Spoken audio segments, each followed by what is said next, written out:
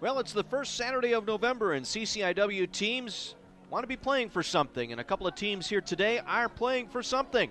As the Redmen trying to play for a better than 500 record in conference, Wheaton Thunder, their opponent today, thinking they still have a chance of making the national playoffs. Good afternoon, everyone, and welcome to Carthage Redmen football on 1050 WLIP and on the video stream.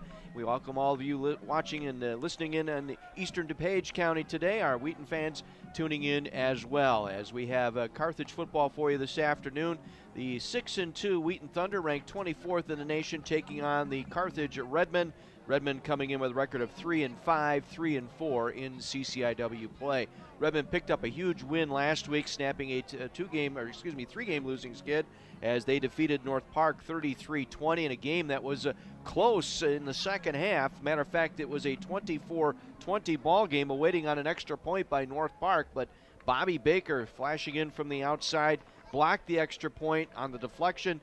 Emmett Trost picked up the loose ball and ran it back for a two-point conversion. The entire game shifted on that play, and the Redmen went on to forge a 33-20 victory. Meanwhile, the Wheaton Thunder, they were pretty much untested in their game last week against Carroll University, knocking off the Pioneers 58-0. They held the Pioneers 0 for 13 on third down, 0 for 2 on fourth down attempts last week. Curtis McWilliams, 13 of 17, 206 yards and 4 touchdowns. He is their prime quarterback. Will Smith, their leading rusher, with 41 yards last week. And Carter Roberts hauling in 3 receptions, a pair of touchdowns in that victory over Carroll. It's senior day today here at Carthage College. 30 seniors will be honored prior to kickoff today. We will have those player introductions for you coming up in just a couple of minutes. We're going to get into our first commercial break, and when we come back, we will meet Dustin Haas in the tunnel and get his thoughts on this afternoon's ball game here from Art Keller Field in Kenosha. It's Carthage and Wheaton this afternoon on Kenosha's radio station, AM 1050 WLIP.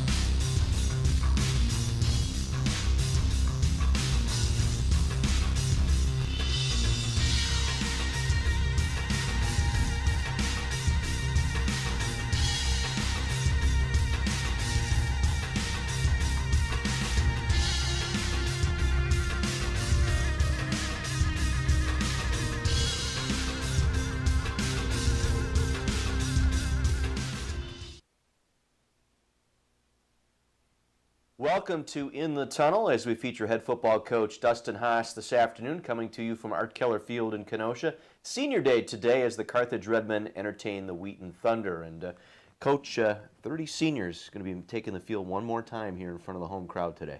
Yeah, we've had a great group of seniors. They came in off a 3-7 season and believed in what we were doing and have had a ton of success. Played a lot of football for us, have led for 4 years and done a great job.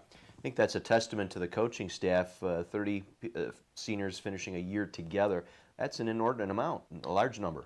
It's a very large number, especially for Division III, and I think you see these guys that came in together, they saw they were very like-minded, they became very close, and the success on the field didn't hurt either.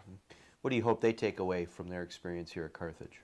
Well, I hope they had a great time. I hope they learned how to become men, how to lead, how to work as a team, how to have some discipline. And, we'll carry that into the rest of their lives. Speaking of discipline and teamwork, it's going to take a team effort here today against this Wheaton Thunder team, one of the better defensive teams in the country. Wheaton coming in ranked 17th in total defense among Division III schools. So this is not going to be any stretch of the imagination a cakewalk today. No, not at all. They're a very good team. They've been a very good team. They're very well coached, fundamentally sound. They've got good football players. It'll be a great challenge for us. Defensively, I think they pose the biggest threat. They have 3 preseason All-Americans, one at each level. They've got O'Connell, the defensive lineman, Stevenson, their inside linebacker, and Sigler, their defensive back. It speaks volumes. Yeah, for sure. They're all really good players. You know, they've come in, they've done a great job. They know what they're doing in that scheme, and they play fast, they play well. Your offense going up against their defense, what do you hope to do today? Well, we've got to establish the running game, which, you know, obviously be tough against that front 7, and then allow that to open up some holes in the passing game and take advantage of the chances we get. A lot of momentum off that running game. 2 100-yard rushers last week against North Park, both Fontenot and the Lafayette McGarry getting over 100 yards rushing. Yeah, they both ran the ball well. Like I said last week, I thought the offensive line, the tight end group did a great job of opening up holes, and those kids found them. They ran behind their pads and had a great game. Yeah, you went 2 tight ends most of the game for that running attack. We're going to see more of that this week. You will see some of that. We'll spread it out a little bit more. You know, we don't want Wheaton to be able to stack the box as much as they like to, so we'll spread it out a little bit more, but we'll still have quite a few 12 personnel sets. Defense made some plays when you needed it last week, particularly in that second half. The whole game turned around on the Emmett Trost return of the extra point that would have made it a 3-point game. Yeah, it was a big play. Bobby Baker did a great job coming off the edge, and you know, Emmett played his responsibility, did his job, was in the right place at the right time, and you know, it's a play that some guys kind of see it as a play to take off, and they didn't on that play and turned the momentum of the game. There is a backstory behind that, and you shared it with me privately, but I think it needs to be shared with everyone about not to take plays off. You're exactly right. In the North Central game, when they scored that last touchdown, our guys didn't play very hard on that extra point. And unbeknownst to me, Coach Hensel singled out some defensive players. He sent the video clip via text to all those guys and asked them if it was their best effort. And I think they took it upon themselves to realize that they got to play hard every single play. And you're going to need special teams here today. That's a Wheaton team that's among the conference leaders in both punt return and kick return coming into the game. Yeah, they do a great job in all 3 phases. They're well coached. They've got good football players, and all 3 phases are going to be a good challenge for us. So what are the keys to the game here today? You know, I think it's going to be stopping the run on defense, establishing the running game on offense. You know, and then it goes back to what we talked about last couple of weeks. We got to convert on 3rd down on offense. We got to get off the field on defense, and got to make plays in the red zone. Got to put the ball in the end zone. They have been red hot on 3rd down. I think Carroll last week 0 for 13 on 3rd downs, and I think they were 0 for 3 on 4th down conversions. So this is going to be a trial here. It's going to be tough. It will be tough. I know our guys will be up to the challenge, though. Good luck. Thank you. Head football coach Dustin Haas joining us in the tunnel as the Carthage Redmen get set to take on the Wheaton Thunder this afternoon here at Art Keller Field. Senior Day, and speaking of that, we're going to have the senior introductions coming your way in just a minute right here on AM 1050 WLIP.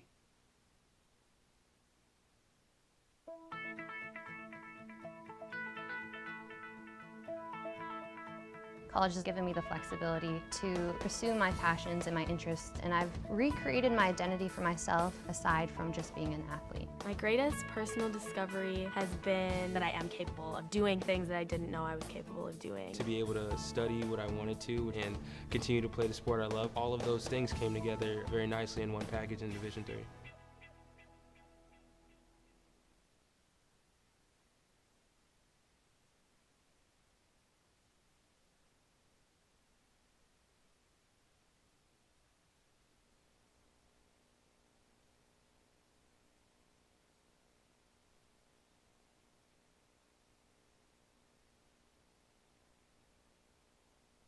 And Guardians here today. A very good crowd on hand for this one as the Redmen will take on 24th ranked Wheaton Thunder in football this afternoon here at Art Keller Field. Again, the Redmen come in with a record of 3-5 overall, 3-4 in conference play, and the Wheaton Thunder come in at 6-2 overall, 5-2 in conference play. And now we'll turn everything over to the PA announcer here at Art Keller Field. He is the coach, Bosko Jurkovic. As a team, the Redmen have gone 22-16 in their 4 years, including back-to-back 7-3 seasons for the first time in over a decade. Additionally, these seniors played a key role in helping Carthage earn the 2017 Division III National Statistics Championship with a 1.60 turnover margin.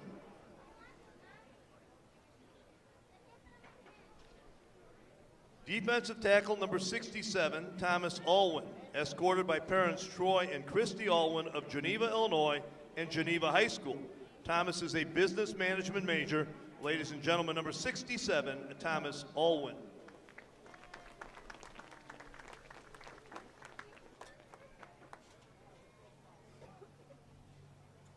Offensive lineman number 74, Nick Barker of Tinley Park, Illinois, and Providence Catholic High School. Escorted by parents Christine and Dennis Barker and brother Jonathan. Nick is a communications major and has started every game this year at center. 2017, he was named to the All-CCIW academic team. Ladies and gentlemen, number 74, Nick Barker. Wide receiver number 24, Tommy Bazarek of Park Ridge, Illinois, and Maine South High School, escorted by parents Tom and Karen and sister Kayleen. Tommy is a criminal justice major with a minor in political science. Bazarek has been named All-CCIW First Team in 2017 and twice to the Fall CCIW All-Academic Team. The wide receiver and special teams returner has brought back 78 punts for 678 yards and 1 touchdown, 19 kickoffs for 343 yards, and has caught 65 passes for 1,044 yards and 12 touchdowns. Ladies and gentlemen, 24, Tommy Bazarek.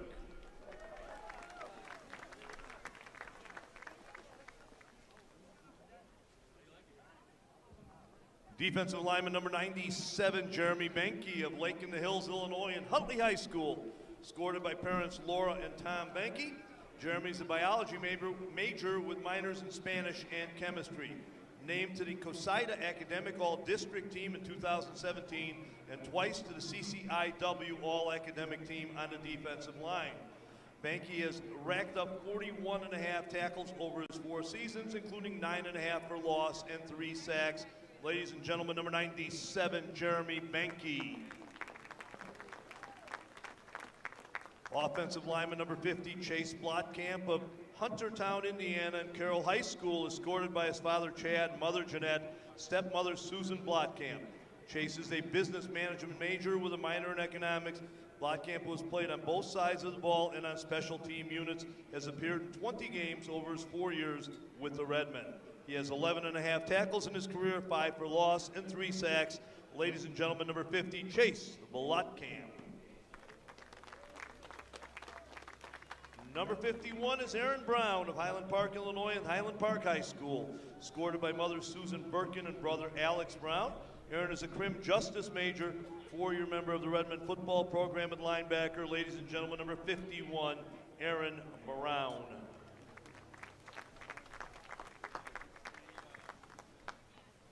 Defensive back number 2, Jogi Mumba of Urbana, Illinois, and Urbana High School, escorted by his parents Richard and Janine, sister Deborah, and brothers Adani and Peace. Jogi is an accounting and marketing double major. He's appeared in 34 games in the secondary for the Redmen and has 112 career tackles, 9.5 tackles for loss, and 3 interceptions. Ladies and gentlemen, number 2, Jogi Mumba. Cornerback number 7, Connor Calvert of Caledonia, Michigan, and East Kentwood High School, escorted by parents Jill and Travis Calvert. Connor is an exercise and sports science major, 3-time All-CCIW recipient for the Redmen, and was named to the D3Football.com All-Region team in 2017. Over his 4 seasons, he's appeared in 36 games, recorded 10 interceptions while making 100 tackles out of the secondary. Also has 41 passes defended, 7.5 tackles for loss, and a pair of forced fumbles. Ladies and gentlemen, number 7, Connor Calvert.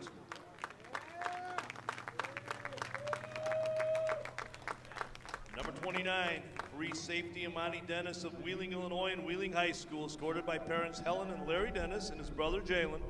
Imani is an exercise and sports science major. The 3-year starter has appeared in 28 games as a Redman and has recorded 86.5 tackles, 32 passes defended, 11 interceptions, and 2 pick sixes. Ladies and gentlemen, number 29, Imani Dennis.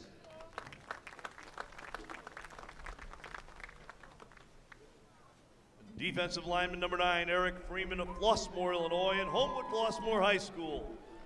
Escorted by parents Atisha and Eric Freeman and sister Taylor.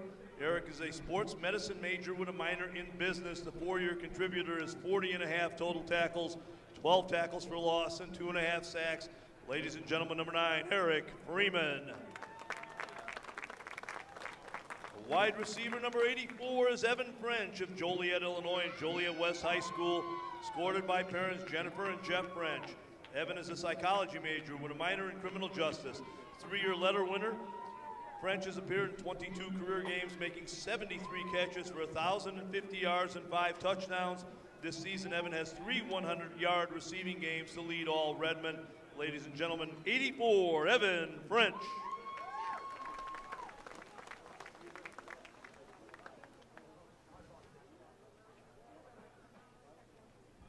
Quarterback number 5, Kyle Freiberg of Caledonia, Michigan, and East Kentwood High School.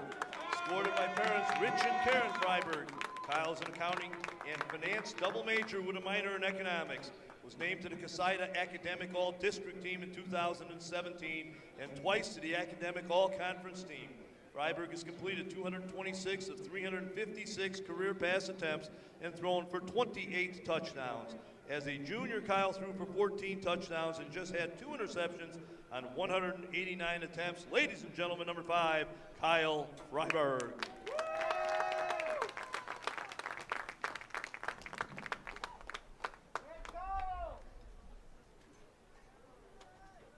Defensive tackle number 99 is Cedric Fry of Urbana, Illinois, and Urbana High School.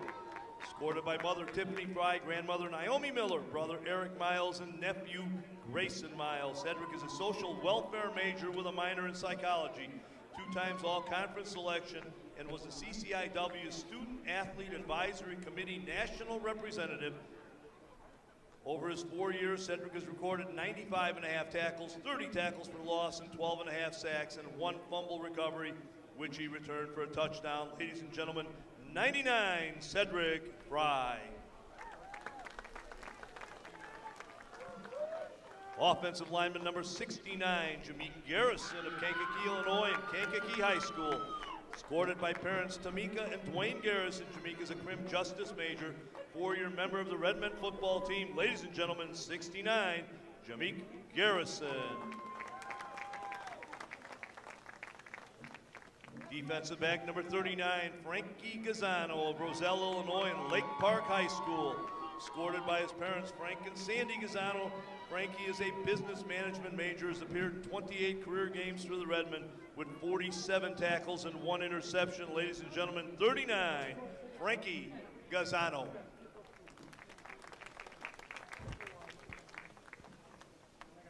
Offensive lineman number 72, Chris Goldschmidt of Alsip, Illinois, and Allen B. Shepherd High School, escorted by mother Karen, sister Crystal, and uncle Wayne Kreutzer. Chris is a physical education major. In 2016, he was named to the All-CCIW second team and academic all-conference team. The lineman has appeared in 13 games for the Redmond over the last 3 years. Number 72, Chris Goldschmidt. Offensive lineman number 54, Zach Grabner of Omro, Wisconsin, and Omro High School, escorted by parents Ron and Cheryl. Zach is a marketing major and was named to the 2017 Academic All-Conference team. Grabner has appeared in 14 games over his 4 seasons with the Redmen. Ladies and gentlemen, 54, Zach Grabner.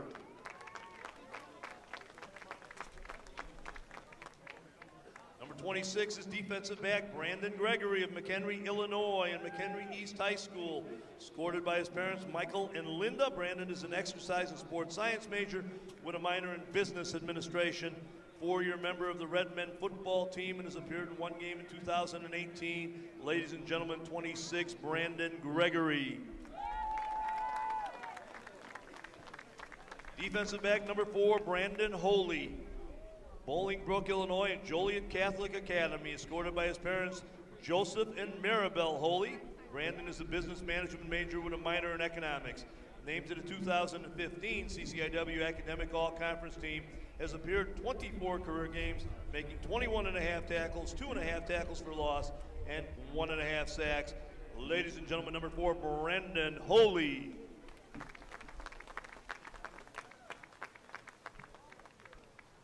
Wide receiver number 16, Kyle Kiesel of Lake in the Hills, Illinois, and Huntley High School, escorted by parents Amy and Wayne Kiesel and sister Courtney. Kyle, an exercise and sports science major with a minor in business administration, was named to the 2017 CCIW Academic All-Conference team and has appeared in 23 games over his 4th season with the Redmen. Has 8 catches for 74 yards in his career. Ladies and gentlemen, 16, Kyle Kiesel. Defensive back number 40 is Terrell King of Racine, Wisconsin at St. Catherine's High School. Escorted by mother Tanya King, Terrell is a 2-year member of the Redmen football program after transferring from Benedictine University. Terrell is majoring in exercise and sports science. Ladies and gentlemen, number 40, Terrell King. Number 27 is punter Rick Klein, escorted by parents Tammy and Rick Klein Sr. Rick is a communications major with a minor in business. Klein has appeared in 18 career games and has a 39.8 career average as a punter, along with a 55.3 kickoff average. Ladies and gentlemen, 27, Rick Klein.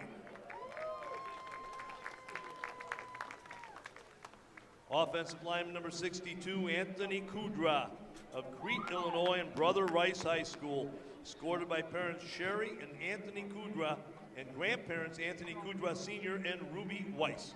Anthony, a crim justice major, has appeared in 18 games over his 4 years with the Redmen. Ladies and gentlemen, number 62, Anthony Kudra.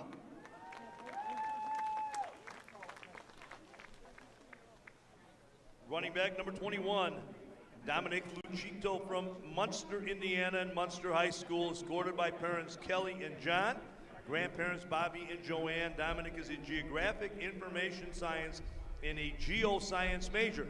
Over his 4 years with the Redmen, he's appeared in 14 games, chipped in with 158 yards rushing on 44 carries. Ladies and gentlemen, 21, Dominic Lucito. Running back number 35 is Lafayette McGarry of Chicago, Illinois, and Chicago Hope Academy. Escorted by his father, Lafayette Sr., sister Latavia, and brother Jerome Bailey. A marketing major, McGarry is Carthage's active career leader in rushing yards with 1,708 and touchdowns with 15. 2016, McGarry tied the school record with a 99-yard kickoff return, and last week he set career highs in rushing attempts and yards with 30 carries for 185 yards. He also scored 4 touchdowns on September 29th in a win over Elmhurst. Ladies and gentlemen, number 35, Lafayette McGarry.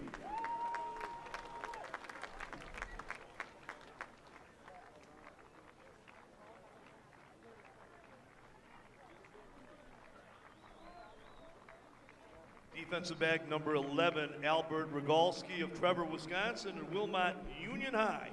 Escorted this afternoon by his best friend, Dallas Clevenger. Albert is a double major in marketing and business management. The defensive back has appeared in 20 games, making 31 tackles and 4 interceptions, 2 of which have been returned for touchdowns. Ladies and gentlemen, number 11, Albert Rogalski.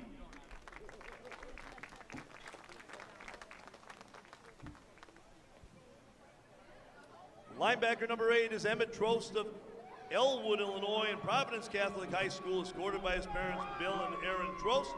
Emmett is a business management major, named to the Fall CCIW All-Academic Team in 2015 and All-CCIW Second Team in 2017. Trost has appeared in 38 career games and has accumulated 156.5 tackles, 21.5 tackles for loss, and 4.5 career sacks. He also has 4 interceptions. Ladies and gentlemen, number 8, Emmett Trost.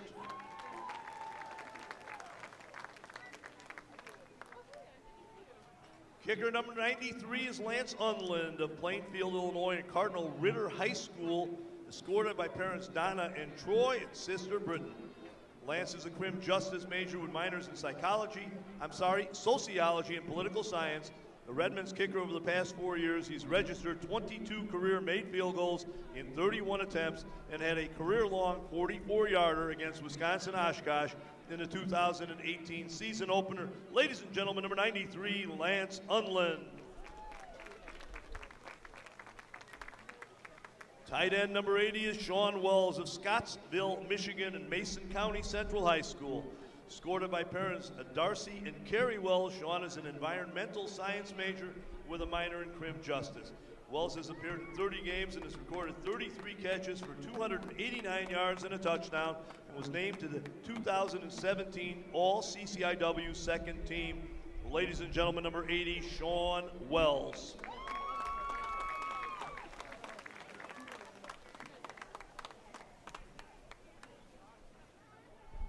Our final senior is cornerback number 13, Virgil Young of Lake Bluff, Illinois, and Lake Forest High School. Escorted today by Jim and Jennifer Bentz. Virgil is a business management major, a 3-year starter. He's appeared in 30 games, recorded 52 tackles and 3.5 for loss. Has 4 interceptions, including one which returned 42 yards for a touchdown against Olivet College in 2015. Ladies and gentlemen, number 13, Virgil Young. Once again, how about a great round of applause for our 2018 Redmond football senior class. Thank you, seniors. Seniors gathering at midfield for a picture moment here with parents and guardians, and in full uniform today as well. Just a beautiful sight. 30 seniors playing their final home game here today for Carthage Redmond football. Should be an exciting afternoon of football once we kick things off here today. We mentioned that Redmond trying to secure a winning season for the 3rd consecutive year, and need to win out these final 2 games in order to get that goal accomplished. Let's give you the starting lineups this afternoon for our ball game. First, for the visitors from Wheaton College in Wheaton, Illinois, under head coach Mike Swider. He's now in his 23rd season, 195 and 50 over that span. And he will start at offense. Left tackle Andrew Jones, 6'5", 307, a senior out of Minooka, Illinois. Left guard Kevin Parks, 6 foot, 271, senior out of Aurora, Colorado. Luke Hibben will start at center. Hibben, 6 foot, 285, a junior out of Littleton, Colorado. Braden Parker will play right guard, 6 foot, 255, a senior out of Medford, New Jersey. And Drew Smith at right tackle, 6'5", 285, a junior out of Vienna, Virginia. The tight end will be Tyler Pace, 6'5", 243, a senior out of Fort Calhoun, Nebraska. And the wide receivers, Carson Lean, 6'1", 197, a senior out of Bloomington. Philip Nichols, first team all-conference last year, 5'11", 196, a junior out of Knoxville, Tennessee.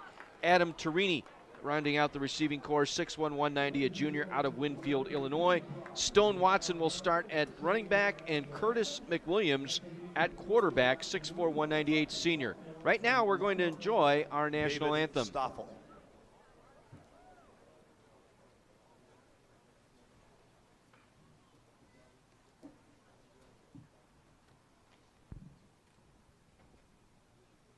Oh, say, can you see by the dawn's early light what so proudly we held at the twilight's last gleaming, whose broad stripes and bright stars through the perilous fight o'er the ramparts we watched were so gallantly streaming, and the rocket's red glare, the bombs bursting in air, gave proof through the night that our flag was still there. Oh, say does that star-spangled banner yet wave o'er the land of the free and the home of the brave? Carthage student David Stoffel with our national anthem here this afternoon from Art Keller Field. We had just given you the Wheaton College starting offense. We'll now give you the Wheaton College starting defense. It's a 4-3 alignment, And the 4 down linemen are Patrick O'Connell, 6'2", 259, a junior out of Ball State. He'll play at 1 defensive end. He was a preseason All-American selection by D3Football.com. Dallas McCray at defensive tackle, a 6', 268 junior out of Southern Utah University. DeMarte Arafias will start at defensive tackle, 6', 275, a senior out of San Jose, California. Jack Bates at defensive end, 6'3", 235, a senior out of Grand Rapids, Michigan. Daniel Herbert at outside linebacker, 6', 197, a junior. Eric Stevenson, inside linebacker, another preseason All-American selection out of Lewisville, Texas. And Ryan Schwartz at the other outside linebacker, 5'10", sophomore out of Burbank, Ohio.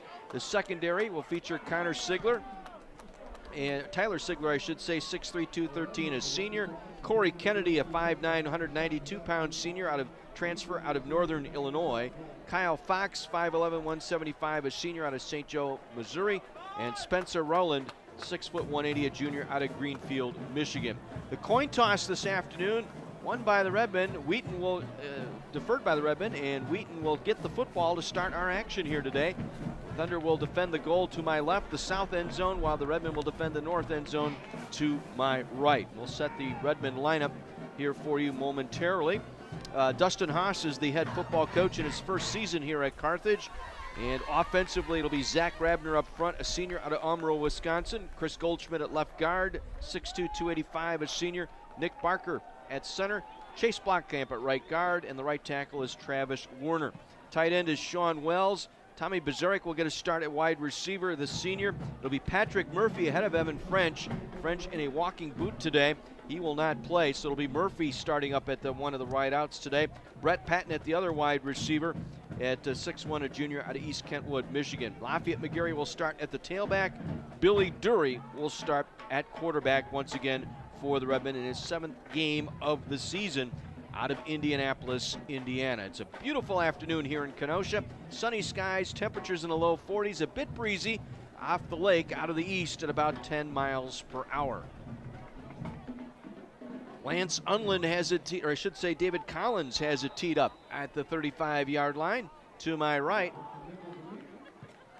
And we are underway as this kick will drift into the end zone, and coming out with it will be Nichols, and he is going to get out across the 15 out to the 16-yard line where he is dumped down there.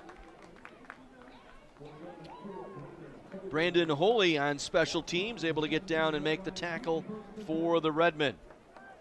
Defensively for Carthage, it'll be Cameron Stubblefield at defensive end, Jacob Simar and Cedric Fry the tackles, the right defensive end, Jeremy Benke. Malik Thigpen will be the nickelback, Emmett Trost and Kevin O'Boyle the linebackers, Bobby Baker and Connor Calvert on the corners, Bumba and Dennis at the safety position. 1st and 10 Wheaton at their own 17-yard line to start this first and opening drive.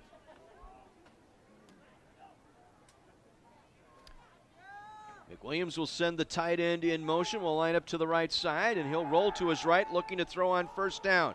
Gets it off into the air, and it's up, and it's incomplete. Intended to the near side for Carter Roberts here on the near side, and there is a penalty flag on the play. Penalty marker on the play looks like Bobby Baker for a hold here as he grabbed a hold of the jersey. And we also have an injured player down for the Wheaton Thunder, and it is the quarterback, Curtis McWilliams, the senior out of Winter Park, Florida.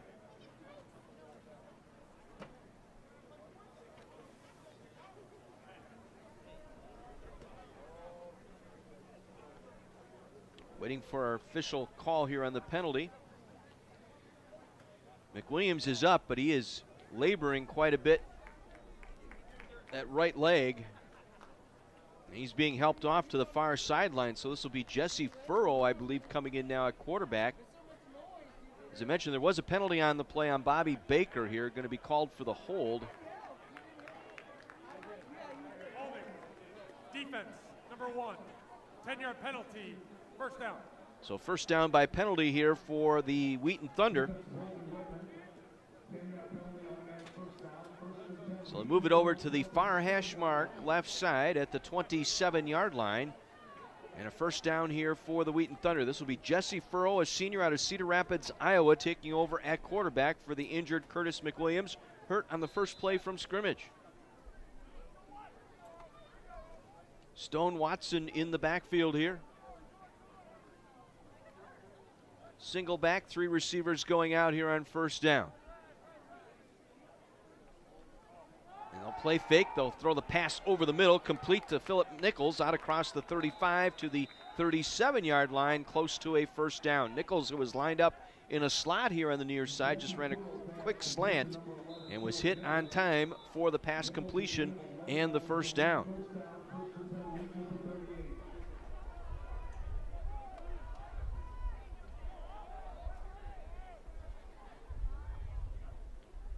Handoff will go to running back, first bid through, and gets out near that's Creighton, Jacob Creighton, the running back. Out across the 40 to the 42-yard line, where he is stopped there for a gain of about 4 on the play. Frankie Gazzano was there on the stop. Gazzano, one of the seniors honored here before the game today. Picks up his first tackle of the afternoon. 2nd and 6 for the Thunder at their own 42-yard line, just underway here in Kenosha. And a play fake, they'll toss over the middle, and it's caught by Tyler Pace. Pace inside the 30, inside the 20, still on his feet down to the 15-yard line. There is a penalty flag back on the far sideline. Tyler Pace making that catch, and the reception all the way down to the Redmond 16-yard line. And here's our call by our referee today, Mark Shield. Ineligible player downfield. Offense, number 70. 5-yard penalty from the previous spot. 2nd down. That's on Braden Parker, the right guard. Boy, we've seen that call go against the Redmen the last couple of weeks. They were flagged last week for that same type of play. And this time it's the right guard for Wheaton, Braden Parker, who was downfield illegally before that pass. So it wipes out a huge gain. 65-yard pickup, and makes it a 2nd and 11 here for the Thunder. Again, it's Jesse Furrow at quarterback, just joining us here. And they'll run the option and hand it off, and that's Creighton trying to go around the left side. Not much there. Redmond strung that out nicely.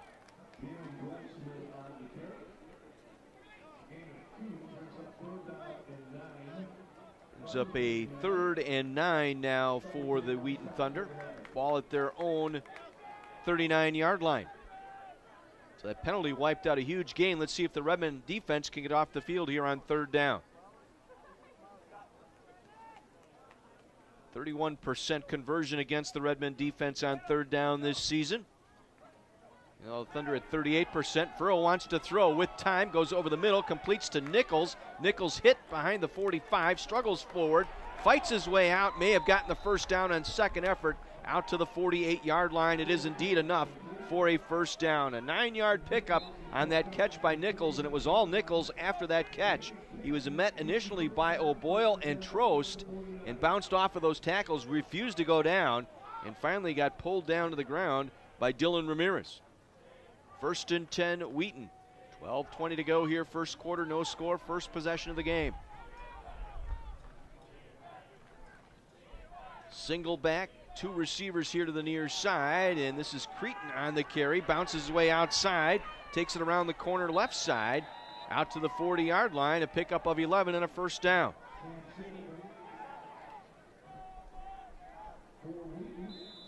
Check that. That was Singleton, Sam Singleton. Again, they'd run quite a few different running backs in there. Between Watson, Creighton, Goldsmith, and Singleton, they'll rotate those 4 in, game out.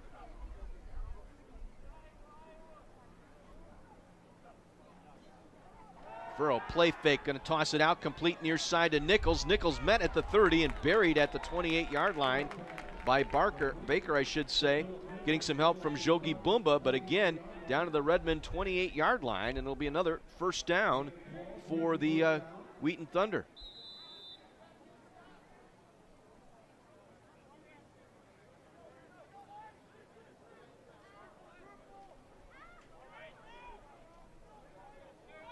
First and 10 from the Carthage 28. 42-yard pickup. Earlier that was erased on the penalty. They're back in the red zone. Furrow wants to throw with time, looking left, throwing left, looking for Nichols. Pushed off the defender, made the catch in the end zone. Touchdown, Wheaton Thunder. There was contact inside the 10-yard line. Looked like a push-off, and it should have been an offensive interference penalty. We'll look at it again on our replay. It looked like there was contact initiated by the receiver that time on the secondary. It was right before that, pushed off of Bumba. That cleared the space. He was allowed to make the catch, and Nichols with the touchdown grab. Third touchdown reception of the year. Wheaton on the board, 6-0.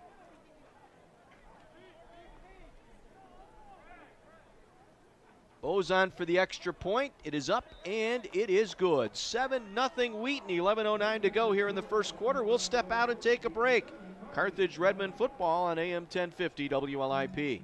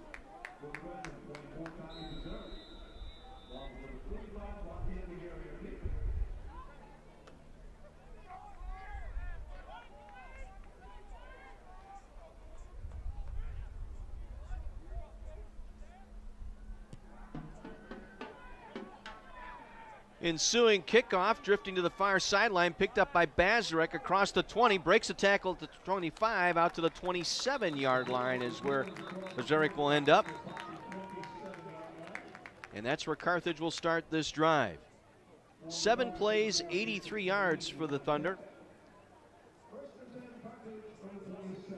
28-yard pass from Furrow to Nichols for the touchdown play. Offside. Kicking team, number 16. That 5-yard penalty will be added to the end of the run. First down.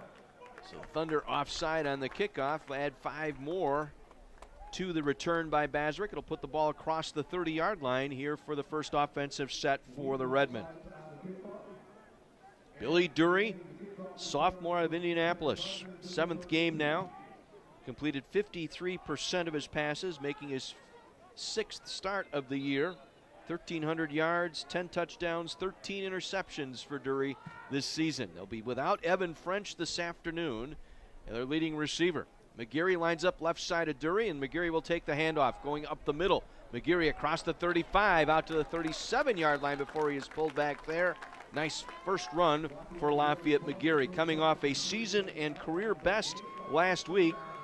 30 carries for 185 yards, and the Redmen right away back at the line of scrimmage ready to snap. 2nd down and 5 for Carthage. Ball at the 37-yard line. Dury takes the snap, hands it off McGarry, picks his way around the right side, sidesteps one, inside the 40, down to the 42-yard line, should pick up a first down. Another 5-yard run that time by McGarry. Did a nice job patiently waiting for his right side to set up the block. That was Blotkamp and Werner on the outside with some help from Wells, the tight end. 1st and 10 Carthage at the 42-yard line. Trailing 7-0 here early in the first quarter. McGarry, 3rd straight call, picks his way up the middle. Moves the pile forward to the 45-yard line. Gain of 3 on the play for McGarry. McGarry closing in on 1,000 yards. Needs 130 yards over the next 2 weeks to become a 1,000-yard rusher this season. Be the first such accomplishment since Dante Washington back in 2004, if you can believe that. 2nd 7 from the 45. McGarry in there as the tailback. Dury working from the pistol. Again hands it off. McGarry cuts it at the right hash mark across the 46 out to the 47-yard line where he is pulled back there.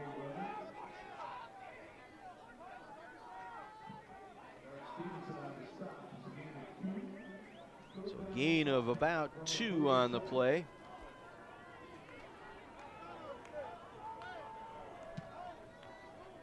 McCray on that stop. Sets up a 3rd down and 5 situation here for the Redmen. 9 minutes to go in the first quarter, trailing 7-0.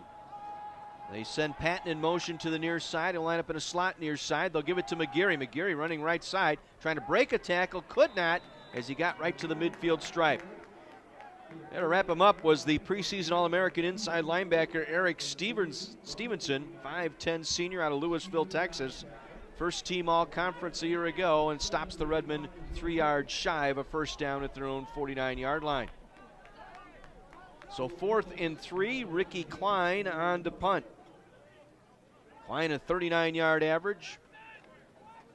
He's dropped 4 inside the 20.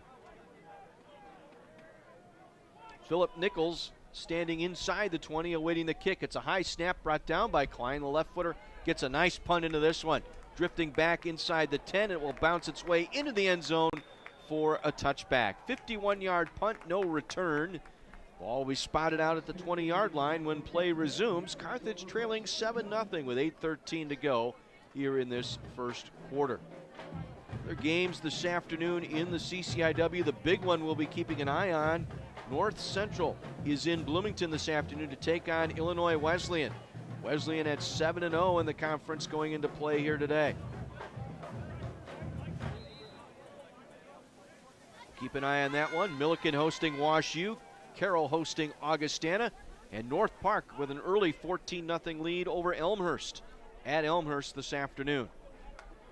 Good sign for Wheaton. Curtis McWilliams back in there at quarterback. He'll keep it on the draw, and he'll run it out across the 20 out to the 23-yard line. Emmett Trost there to put him down on the turf. Gain of 3 on the play. Trost there to make that stop. 2nd down, 7.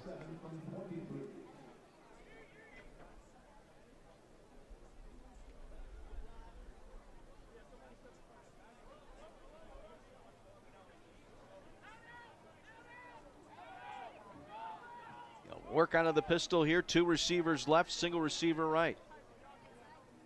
Changing the play at the line of scrimmage. Play clock down to 5. Handed off, trying to run up the middle. Not much there. Singleton met in the hole and driven back there. Maybe a yard, and that's it. Off the bottom of that pile for the Redmen, O'Boyle along with Jeremy Benke. So bring up a 3rd and 5 here for the Wheaton Thunder.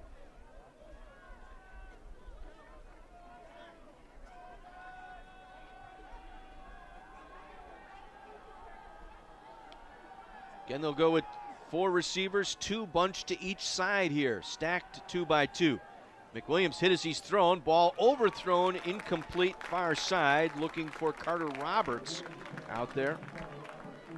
Incomplete.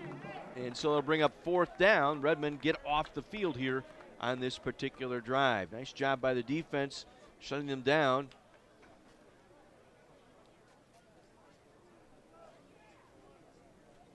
So we'll bring up 4th and 5. Punter out there is Zach Fedler. 36-yard average on the season. Out of his 40 punts, 17 have been fair caught. Bazarek standing at the 35-yard line. He'll be looking into the sun here on this particular kick. It's a short punt. Bazarek signals for and makes a late fair catch at the 42-yard line. So just a 33-yard punt with no return out to the 42-yard line. Redmen will take over there on their own 42 with 6:41 to play here in the first quarter. Wheaton a 7-0 lead. 7-play, 85-yard drive to open up the ball game for the Thunder. Redmen were able to move the ball on the ground. McGarry, 5 carries for 17 yards. Let's see if they go back to that here on this first down just across their own 41. McGarry is in there, slides off to the right of Dury. Dury takes the snap, hands it off. McGarry wrapped up just as he got to the line of scrimmage and pulled down. Snaking his way in there was the left outside linebacker, Daniel Herber. Herber out of San Juan Capistrano, California, making that stop. No gain on the play. Second down and 10. Ball just short of the 42-yard line. Dury takes the snap, again hands it off. McGarry tries to go over the left side, and he is nailed again right at the line of scrimmage. Eric Stevenson was there to get him to the turf.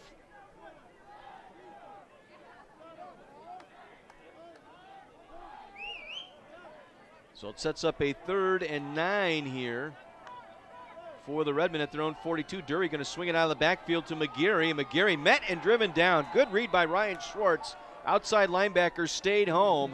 He was just dropping back in zone coverage. Saw it was a swing pass out of the backfield and cut upfield to get to McGarry at the 40-yard line. It'll be a loss of 2 to bring up 4th down.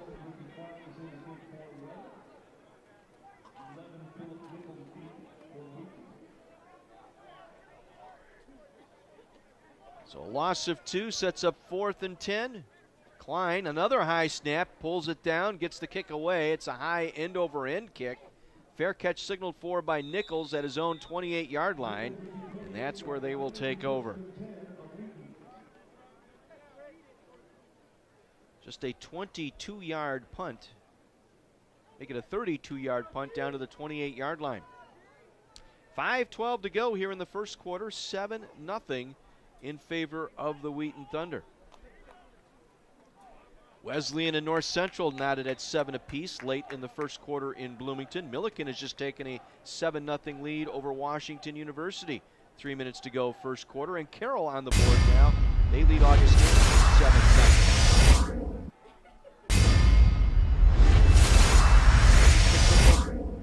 At quarterback, fakes the handoff, wants to run to his left, and is met in the backfield for a loss. Getting in there for the Redmen was Cam Stubblefield, the junior out of Naples, Florida, and that's another tackle for a loss. His team in that category has 12.5 TFLs this season for Stubblefield. Loss of 2 sets up the 2nd down and 12.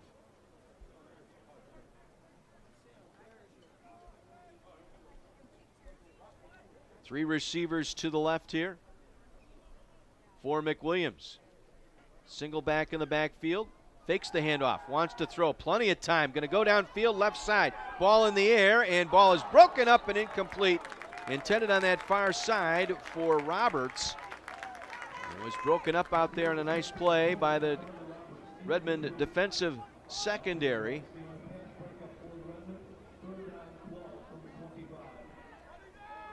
Getting out there in coverage, that was Albert Rogalski out of Trevor, a Wilmot High School grad. There was a flag on the play here. Let's check out the penalty.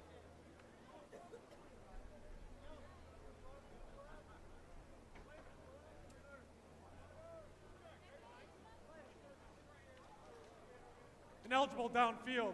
Offense, number 61. Penalties declined. 3rd down. So Luke Hibben, second time the offensive line has been called for the ineligible man downfield. This time it's on the center, Hibben. Redmond declined the penalty. It'll bring up 3rd down and 12. 4:28 to go here in this first quarter. Redmond trails 7-0. McWilliams again sets up, wants to pass. In the pocket, stays in there, and it's broken up again by Albert Rogalski. Again looking to go over the middle to Carter Roberts. And Rogalski got his left hand in there to strip the ball away for the incomplete pass. That's back-to-back breakups for the senior Rogalski. Did a nice job there at the 35-yard line. Roberts was lined up as a slot on that left side, just running a skinny post over the middle, and Rogalski with him step for step to break that one up. Wheaton on the punt, Fedler. Again, Bazarek standing at the 35-yard line. Again, we'll be looking into the sun here. Going right to left at Keller Field. Step up, again signal for and make a fair catch at the 40-yard line. 35-yard punt by Fedler. The fair catch by Bazarek at the 40-yard line. 4:15 to go here in the first. 7-0 in favor of the Wheaton Thunder.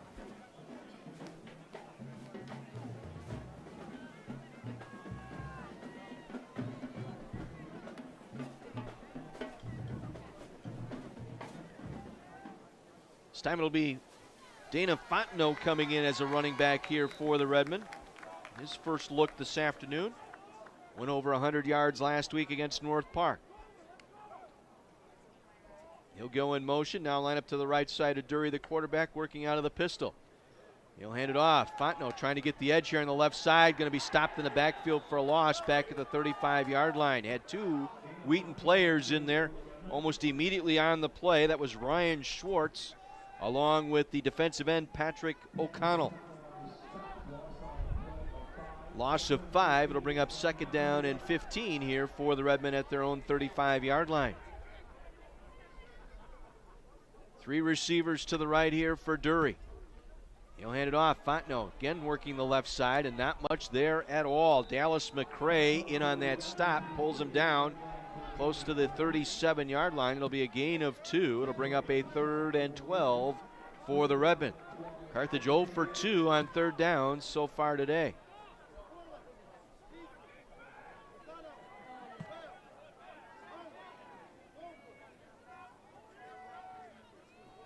They'll go twin tights here. Limbaugh, the freshman, on the right side. Wells, the senior, on the left side. And it'll be Murphy and Patton, your wide receivers here, with Fontenot in the backfield on 3rd down and 12 from the 38-yard line. And Dury looking to throw. Has some time. Now scrambles out of the pocket, has some running room. Takes it across the 40, near sideline to the 45, and wrestled down short of the near sideline. Forward progress will get him out to the 45-yard line.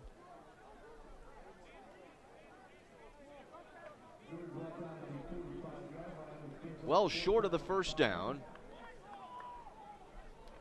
And Ricky Klein on to do the punting here for the Redmen.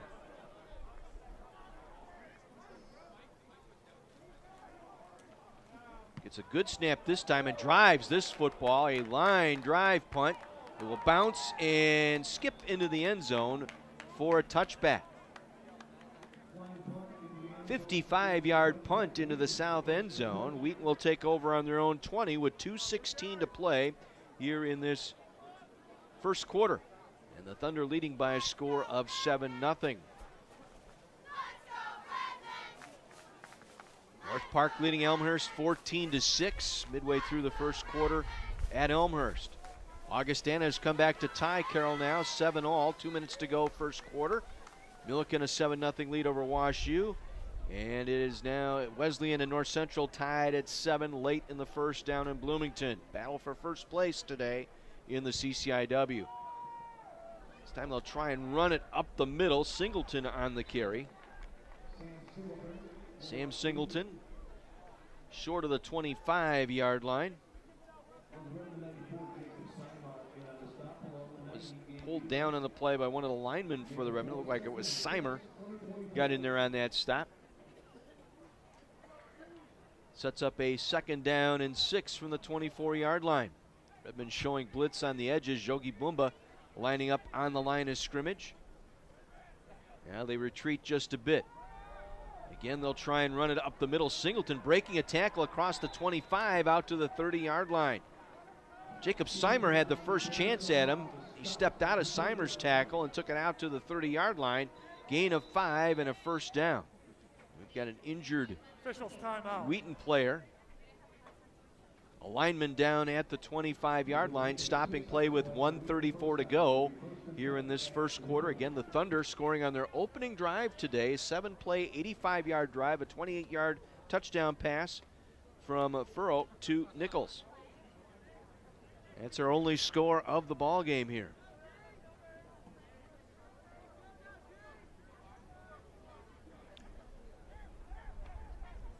So one of the offensive linemen being helped off to that far sideline for the Thunder. And they've been banged up here the last couple weeks. Was talking to their broadcaster before the game, and injuries have been starting to pile up. They try and air it out far side. Diving catch across the Redmond 35 down to the 32-yard line. It's Luke Van Dyke, a senior out of Grand Rapids, Michigan, on a beautifully thrown ball by McWilliams. He had plenty of time, stepped up into the pocket and heaved it down the far side numerals into the arms of Luke Van Dyke down to the Redmond 31-yard line.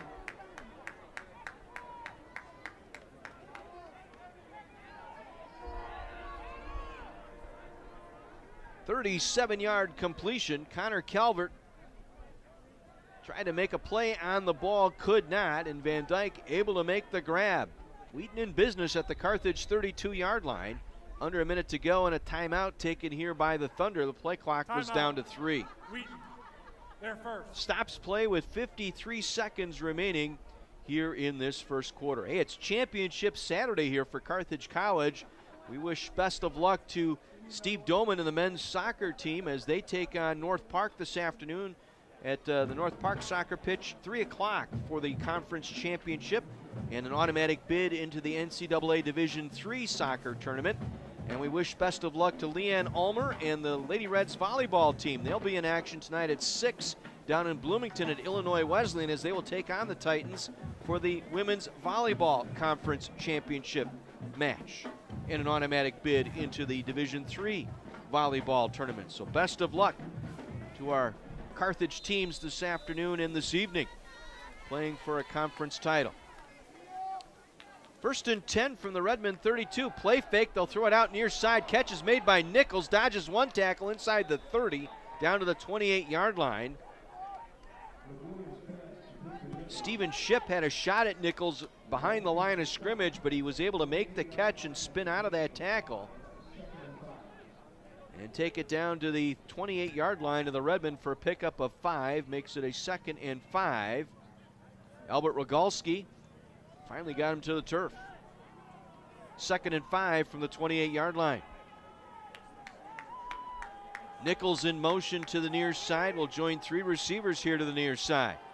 They fake a pass, fake the handoff. McWilliams going to go over the middle to Nichols, makes the catch at the 20 and drilled down immediately on the play by Frankie Gazzano. Be a gain of 8 and a first down for the Thunder. As the clock rolling here, 8 seconds remaining here in the quarter. Let's see if they try and snap the ball one more time. They get to the line of scrimmage, and they do not get it away. First quarter comes to an end here in Kenosha. 7-0, Wheaton leading, but they're in the red zone once again when we return to Carthage football on AM 1050 WLIP.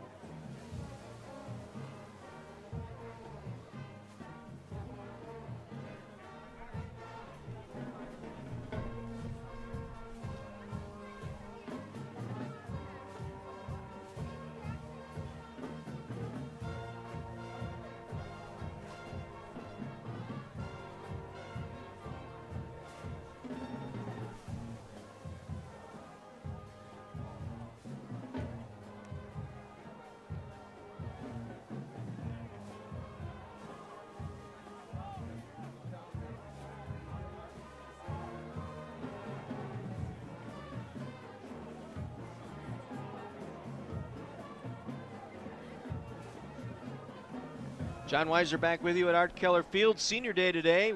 Redmond trailing 7-0 as we begin the second quarter. Thunder going right to left here into the south end zone to begin this second quarter. On a 1st and 10 inside the Redmond 20. They will hand it off, and the first man through is Creighton, Jacob Creighton, their leading rusher. He takes it down to about the 15-yard line. Gain of about 4 on the play. It'll set up a 2nd down and 6. Creighton with 594 rushing yards coming in and 3 touchdowns on the season.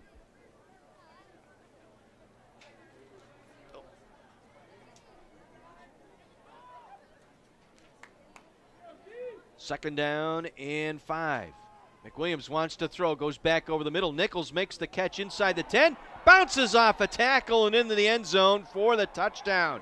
He was hit at the 5-yard line, somehow got through the hit by the Carthage defender. I think that was Eric Freeman who got a piece of him, and then he bounced away into the end zone for his 2nd touchdown grab of the day. 13-0 Wheaton Thunder.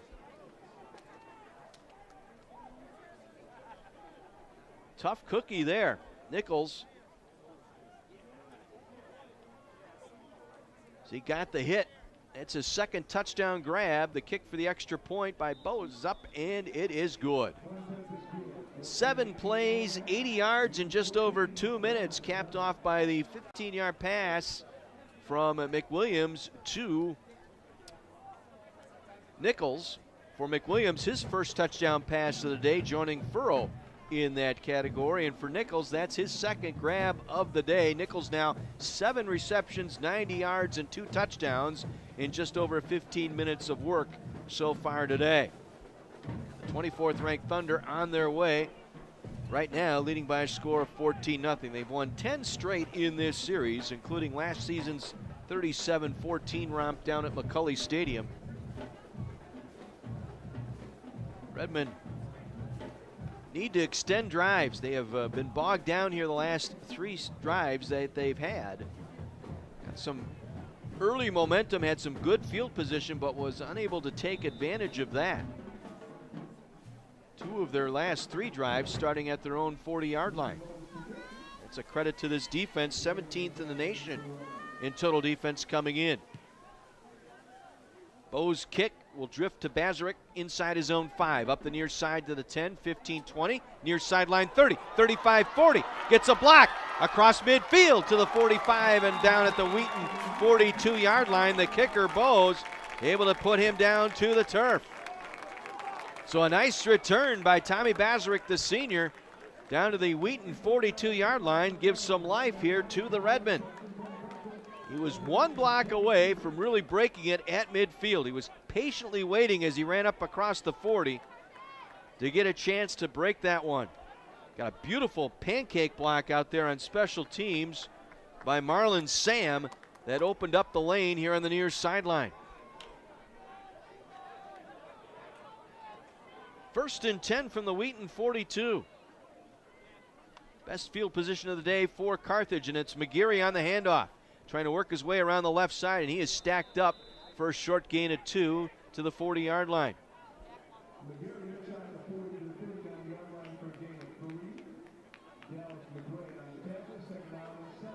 Pickup of about 3 on the play. McCray there to make the stop defensively for the Thunder. McGarry will line up left side. Single receiver either side, 2 tight ends here, and Dury's going to pass, going to go near side. Diving grab inside the 25 to the 24-yard line, making the catch for the Redmen, Patrick Murphy, the sophomore at Evergreen Park, Illinois. Murphy lined up here on the near side, just ran a go route down the hash mark, turned and had the ball right in, delivered nicely, a little bit low, able to go down and make the catch. Fontenot in there at running back now. 1st and 10 at the 24 for Carthage. Twin tights in there. They fake the handoff. Again, going to throw out of that. Again, a nice grab inside the 10 down to the 8-yard line by Brett Patton. Again, they're without Evan French today in a walking boot with an ankle injury. Their leading receiver, so it's going to be up to Patton and Murphy today to carry the load. And there was a penalty flag at the line of scrimmage. Looks like this one's coming back.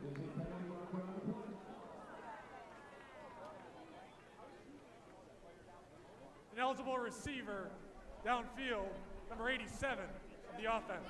5-yard penalty, replay first down. That's 87 on the offense. That's a wide receiver. 87's a wide receiver.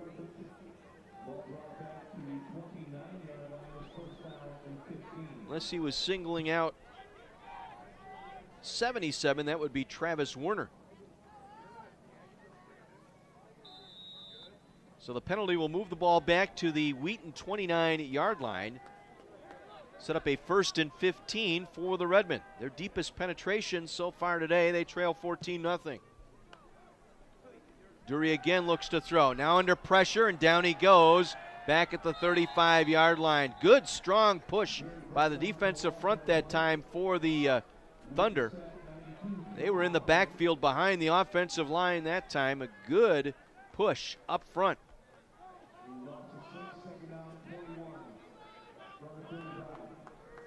Looked like that was both Stevenson and McCray getting in there.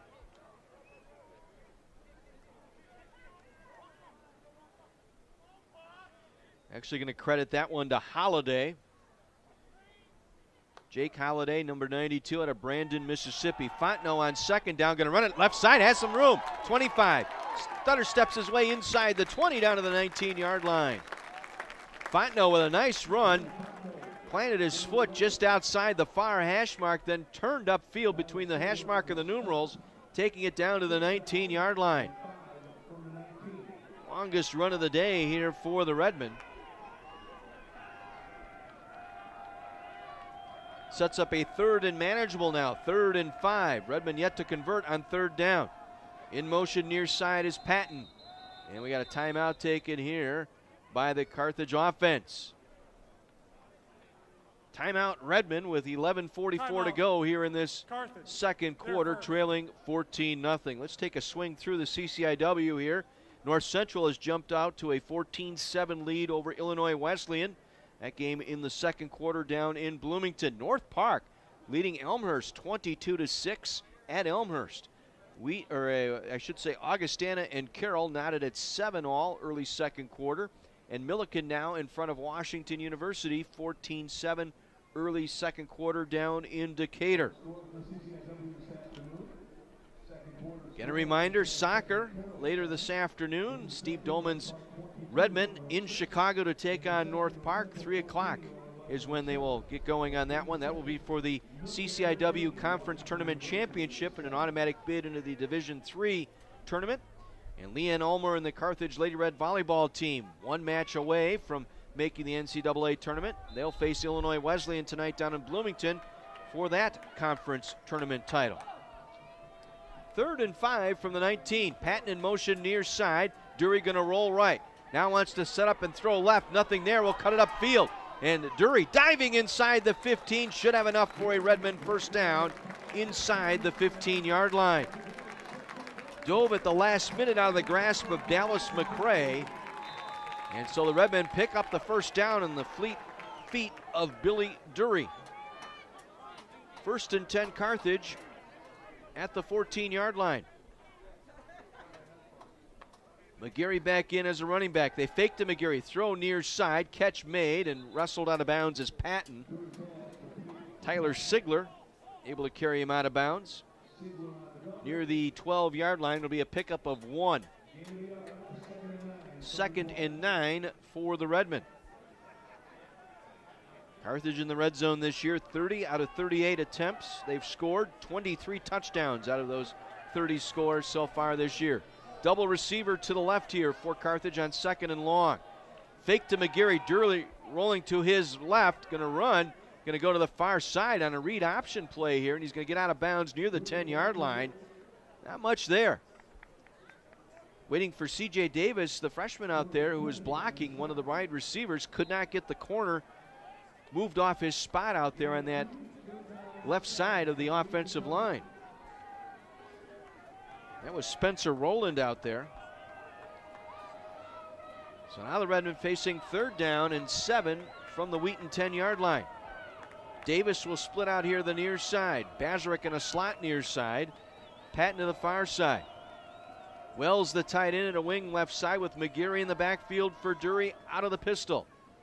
And he'll fake the handoff to McGarry. Now in trouble. Tries to throw back over the middle. Caught by Bazarek in the end zone. Touchdown, Carthage. Boy, he threw that into double coverage. It was thrown behind the linebacker who was dropping back and got that one in there. There was a flag, however, on the play. Eligible receiver downfield, number 54, the offense. 5-yard penalty, replay 3rd down. That is the 4th ineligible man downfield call today. 2 on each team now. It goes on Zach Grabner, the left tackle. Negates a touchdown here. Moves the ball back to the 15-yard line. Now the Redmen will go with twin tights here as Limbaugh will check in. Bazarek checks out. What a beautiful pass that time by Dury. Had enough to get it past the linebacker into traffic. This will be Colton Klein taking the snap here. He's missed 5 games because of injury. He'll take the snap. We got a penalty marker down, and play is going to be stopped. Legal snap here by the Redmen.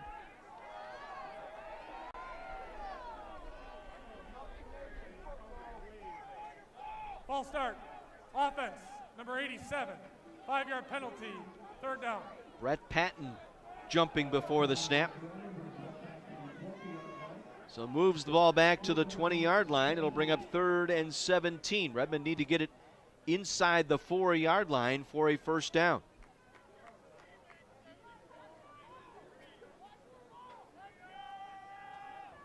Klein, sophomore out of McHenry. Also starting outfielder and bats leadoff for Augie Schmidt's baseball team. Out there to take this snap. Wells will line up as a tight end right side. 2 receivers here to the near side.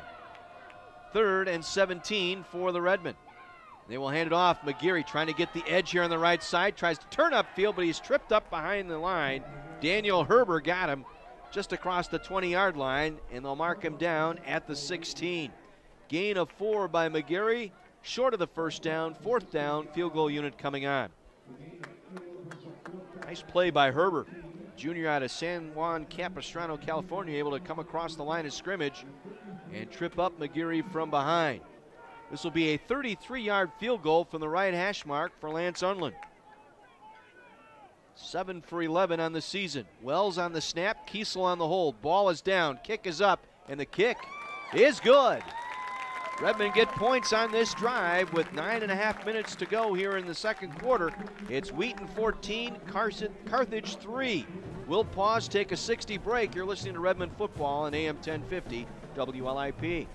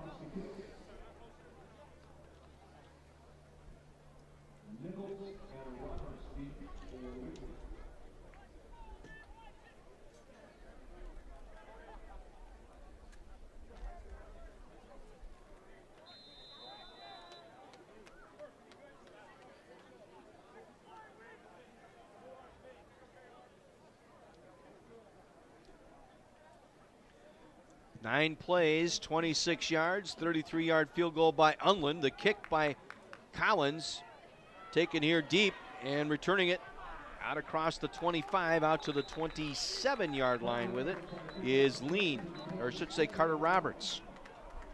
One of the wide receivers now returning kicks here for the Thunder.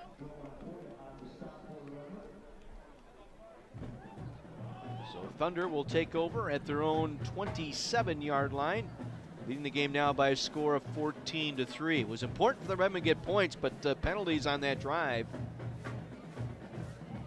Ineligible receiver downfield, and then the false start penalty hurt the Redmen there. Took a touchdown off the board, but they do get 3, and they trail now 14-3. This time it'll be McWilliams under center for the first time this afternoon. He will hand it off, and they try and run it. Penalty marker at the line of scrimmage as they try and run the ball left side, and buried immediately with it. That was Creighton, Jacob Creighton on the carry. Stopped for what is a no gain, but we'll check out the penalty. Personal foul, shot block, number 69 and number 70. 15-yard penalty, replay first down. That's on the right tackle, Clay Wagner, and the right guard, Braden Parker. Correction, half the distance to the goal, first down. Be a half the distance penalty here. We'll move the football inside the 15-yard line. They'll spot it at the 14.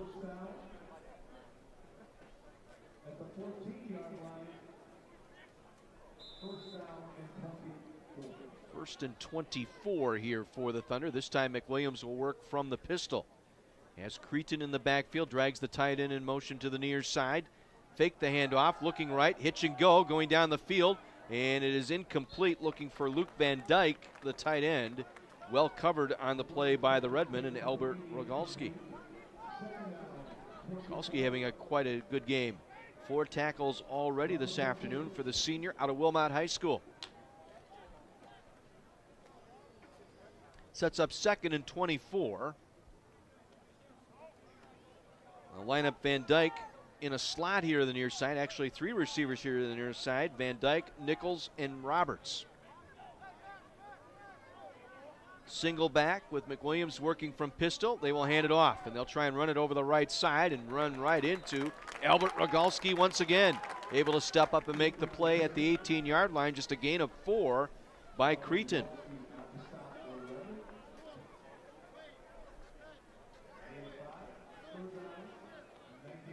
Third and 19, we'll call it here from the 18-yard line. Thunder going right to left here in this second quarter. They lead at 14-3. They'll go 4 receivers, 2 by 2 here. McWilliams, who was injured on the first play of the game, back out there. Now under pressure, throws, going over the middle, leaping grab by Nichols, bounces off the tackle at the 40 out to the 45-yard line. Galvin Hoops had him in midair, tried to jar that ball out of Nichols' hands, but he made the catch out to the 45-yard line. It's a 27-yard pickup and a first down. Nichols over 100 yards receiving here in this first half. It's his 8th catch now for 117 yards. First and 10 from the 45. This time taking the snap, that's Peterson. Spencer Peterson on a Wildcat snap, and he stopped on the run going to the right side. Jeremy Benke, the defensive end over there on that far side, able to sprint across the line of scrimmage and make a stop. It'll be a tackle for a loss for Benke, now with 5.5 tackle for losses this season.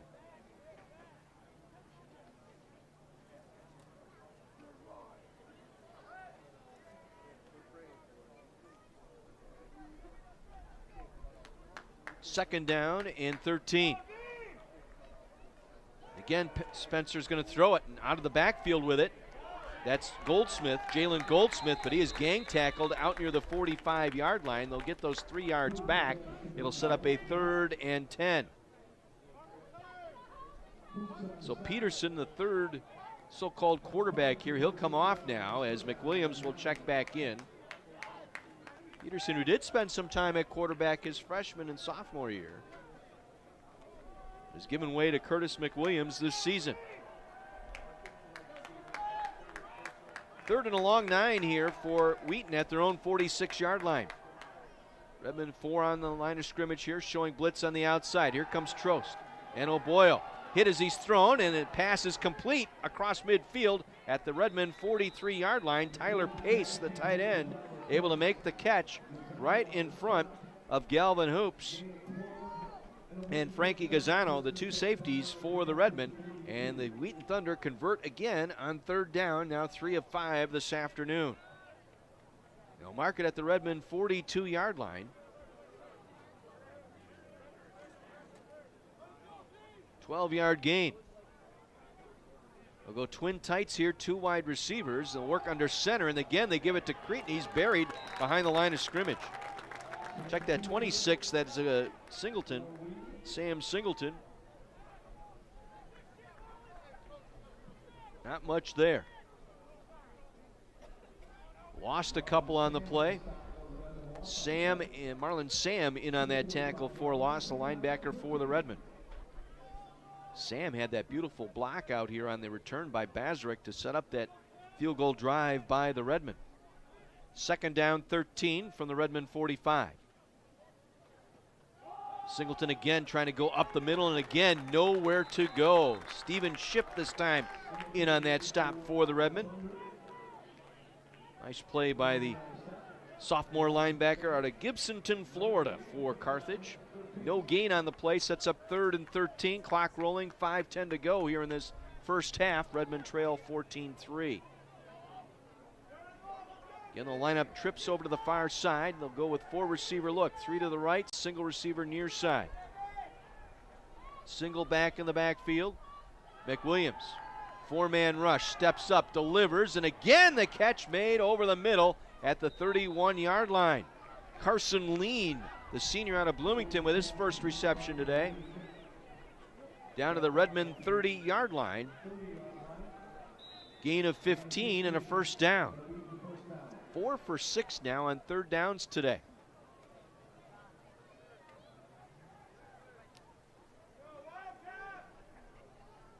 Again, Peterson in there now at a quarterback in the Wildcat look. He'll run it up the middle. And he'll get 5 down to the Redmond 25-yard line. He's put his head down. We've seen that play so many times last couple years. Peterson just a tough one to bring down, 6'6", 235. Able to pick up 5 yards down to the Redmond 25-yard line. Cashman Beal, who's in now to defensive end, able to make the tackle. 4 receiver look, 2 by 2 here, empty backfield. Twin tights. And again, they're going to run it up the middle on a draw by Peterson. He'll get the first down inside the 20, down to the 18-yard line. They're not going to fool anybody. I think Redmond can pack the middle there. They'll try and spread you out, and they'll run the football here, and they're just killing time. Redmond not able to make a stop here. Down to the Carthage 17-yard line. Will be 1st and 10 Wheaton there. Again, Peterson remains the quarterback. Goldsmith the running back. 4 receivers, 2 by 2. They'll tighten it up. One of the tight ends, Van Dyke, now lines up tight to the line of scrimmage on the right side. And again, it's Peterson. And again, he's going to be brought down from behind. Get maybe a yard.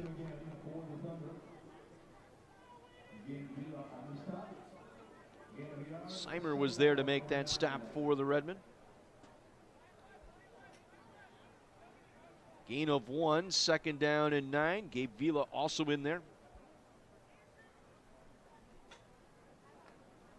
Clock rolling, under 3 minutes to go here in the half. 14-3, Wheaton leads it, but they're in the red zone once again. They're 2 for 2 today. Again, Peterson out of the Wildcat. The 6'6" out of Grand Rapids. Looking to run option now, instead wants to throw. Ball is in the air. It's tipped and incomplete. Connor Calvert able to tip it away from the intended receiver, Van Dyke, along that far side back pylon in the end zone.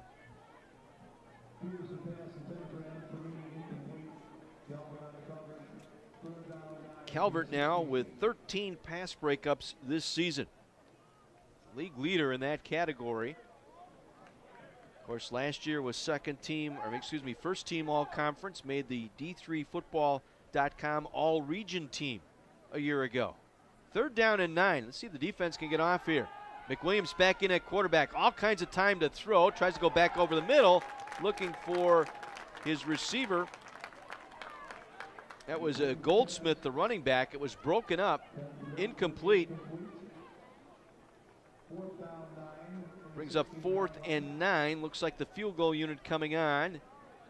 So it'll be Griffin Bowes on to attempt what will be a 33-yard field goal.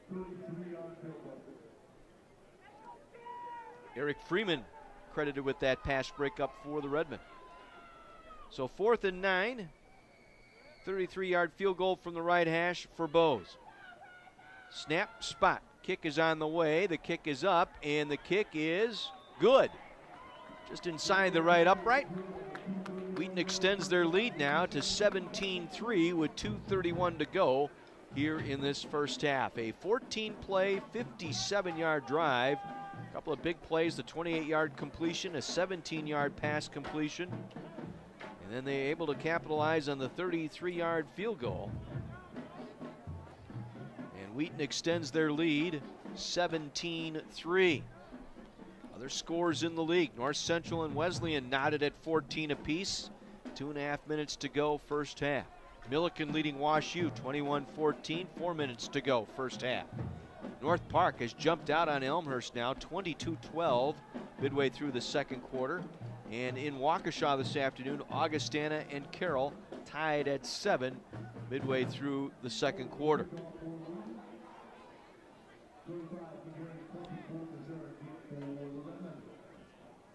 McGeary and Bazarek will stand deep here for the Redmond.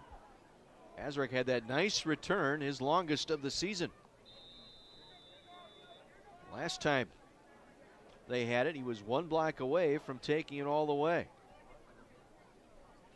Run up by Bowes and the kick. Bazarek will drift under at his own 5. Cuts to his left across the 10, gets to the numerals far side across the 15, and dropped at the 21-yard line. Coverage that time on special teams for the Thunder, getting down there for Wheaton. That was Fielding Davis, sophomore out of Houston, Texas, able to make that stop. So the Redmen have 2 timeouts remaining, 2:25 to go in the half, and they trail 17-3. See what Carthage will do here. It's going to be Colton Klein back out there at quarterback. His first extensive action since week 2. Saw him a little bit down at Wash U, but that's when he got nicked up in that game. He's going to roll right, looking to throw right. Now just throws it away incomplete. Patton, the intended receiver, was well covered on the play that time by Ryan Schwartz, the linebacker. Klein simply just ran out of real estate as he got inside the numerals here on the near sideline and had to throw that one away. Incomplete pass brings up 2nd and 10 from the 21. Really not what you wanted to do there. I think you want to try and stay in bounds, run some time down, force Wheaton maybe to use a timeout or 2. Helping the defense out here with that incomplete pass. 2:19 to play. 2nd down 10 from the 21. McGarry lines up left side of Klein. Klein will take the snap, looking to throw. Goes over the middle, high throw, incomplete. It was intended for Patrick Murphy running a post route. Again, it was thrown high. Looked like Spencer Rowland was out there. Check that. No, that was Tyler Sigler on the coverage for the Thunder.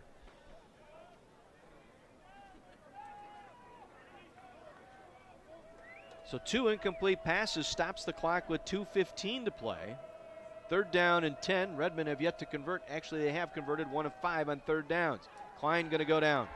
Sacked back at the 16-yard line. And immediately Wheaton will take a timeout. Why not? They'll have plenty of time here. It looked like Jack Bates getting credit for the sack. That's his 3rd sack of the year. And not much help there at all on this drive. A poorly run drive here by the Redmen. Poor clock management, 2 incomplete passes, and then a sack. Wheaton with plenty of time will get the ball back here with 2:07 remaining here in the half. Not what you were looking for on that drive at all.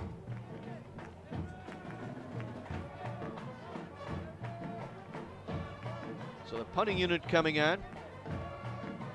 Wheaton will have 1 timeout remaining here and should walk away with pretty good field position here.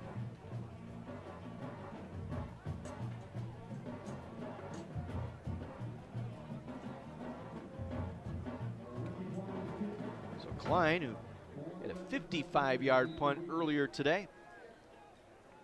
Try and flip the field here. Fumbled the snap, and it'll be dumped at the 10-yard line. Special teams coming up big here for the Thunder late in this first half, and this is a critical set here. This might be the kill shot by the Thunder here with 2:02 remaining in the second quarter, already up 17-3. Klein never got a handle on that snap and was sacked back at the 10-yard line. Check that, Ricky Klein, the punter.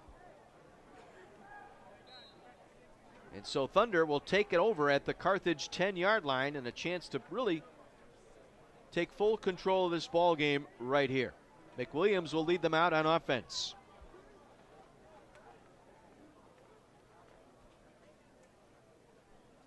He'll work from the pistol. He wants to throw here on 1st down. Steps to his left, man open, left alone inside the 5, down to the 3-yard line. Carter Roberts with the catch. Flag on the play back at the line of scrimmage. Personal foul, roughing the passer, defense, number 90. Half the distance to the goal, automatic, 1st down. Roughing the passer, the call here on Gabe Vila. So add on half the distance from the 4. They'll spot it down inside the 2-yard line, and it'll be 1st and goal for the Thunder there. All this set up by the 2 incomplete passes, a quarterback sack, and a poorly executed snap back to the punter. And the Thunder knocking on the door, taking complete control of this ball game right here. 4 receivers going out. They'll spread him out. Single back in the backfield. That's Creighton. They play fake to Creighton all kinds of time. They dump it over the middle, and it's incomplete, looking for Nichols. Kevin O'Boyle got a hand in there to knock that one away, incomplete. Nichols just trying to camp down in the zone area there, just behind the linebackers. O'Boyle with a nice quick read that time. Slid over immediately, got a right hand in front of that pass to knock it away from Nichols, incomplete. Brings up 2nd and goal from the 2. Clock stop, 1:26 to play. McWilliams will work in under center. They'll bring a fullback in here now as well, running an offset eye. They'll pass, they'll look to the back of the end zone, and it is caught. Touchdown. Far side of the end zone, Spencer Peterson pushed off the defender Rogalski again. There was contact. They were locked up. Shoved Rogalski out of his way, made the catch, no flag on the play.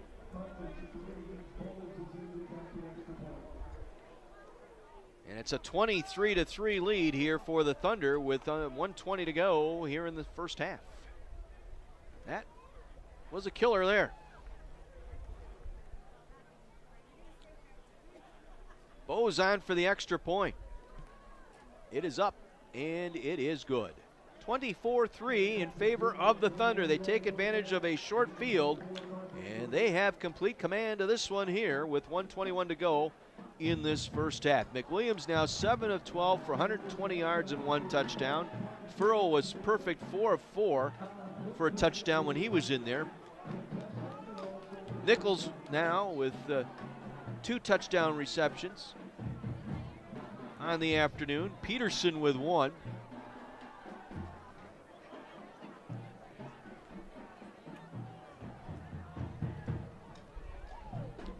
And for Peterson, that is his 6th catch of the year and his 3rd touchdown of the season. Carthage in a world of hurt here late in this first half. Got to find a way to pick them up. They will get the ball to start the second half. They need a nice return here. Something to fire up this senior day crowd today. A run up by Bose and the kick. High end over end. Bazarek will drift under inside his own 5. Cuts it up the middle across the 15. Tries to break it outside. Doesn't make the 20. Getting out there for the Thunder, Ryan Schwartz. Able to get down there in special teams, take Bazarek down short of the 20-yard line. We'll see what the Redmen will do here. Wheaton has only 1 timeout remaining. They'll bring 2 tight ends out there, Limbaugh and Wells. They're just going to kill it here. They're just going to take a knee. Redmen are going to need to regroup here to start this second half. They will get the ball back to start the second half. Klein along with McGeary. Looks like they will run a play here. They'll hand it off to McGeary. Nowhere to go as he'll be tripped up. He'll stay inbounds. Sigler was there to make the stop. He's short of the 20-yard line, and they'll just let the clock roll here. Loss of 1 on the play. So McGeary now 10 carries for a net of 26. He started off well. 5 carries for 17 yards, but the Thunder have adjusted. They made some tough sledding here for the Redmen running the football. McGeary again trying to get to the outside, and he is buried at the line of scrimmage for no gain. This is probably the quickest team, maybe outside of North Central, that we have seen all year laterally from sideline to sideline defensively. They have shown it here today. 20 seconds to go. Redmen are not going to snap it here. No need to. They will take this deficit into the locker room. 24-3, Wheaton on top of the Redmen here as our first half will come to an end in Kenosha. Your halftime score, Wheaton 24, Carthage 3. We'll take a 2-minute break. Back to run the numbers and recap the scoring for you after this 2-minute timeout. You are listening to Carthage Redmen football on Kenosha's radio station, AM 1050 WLIP.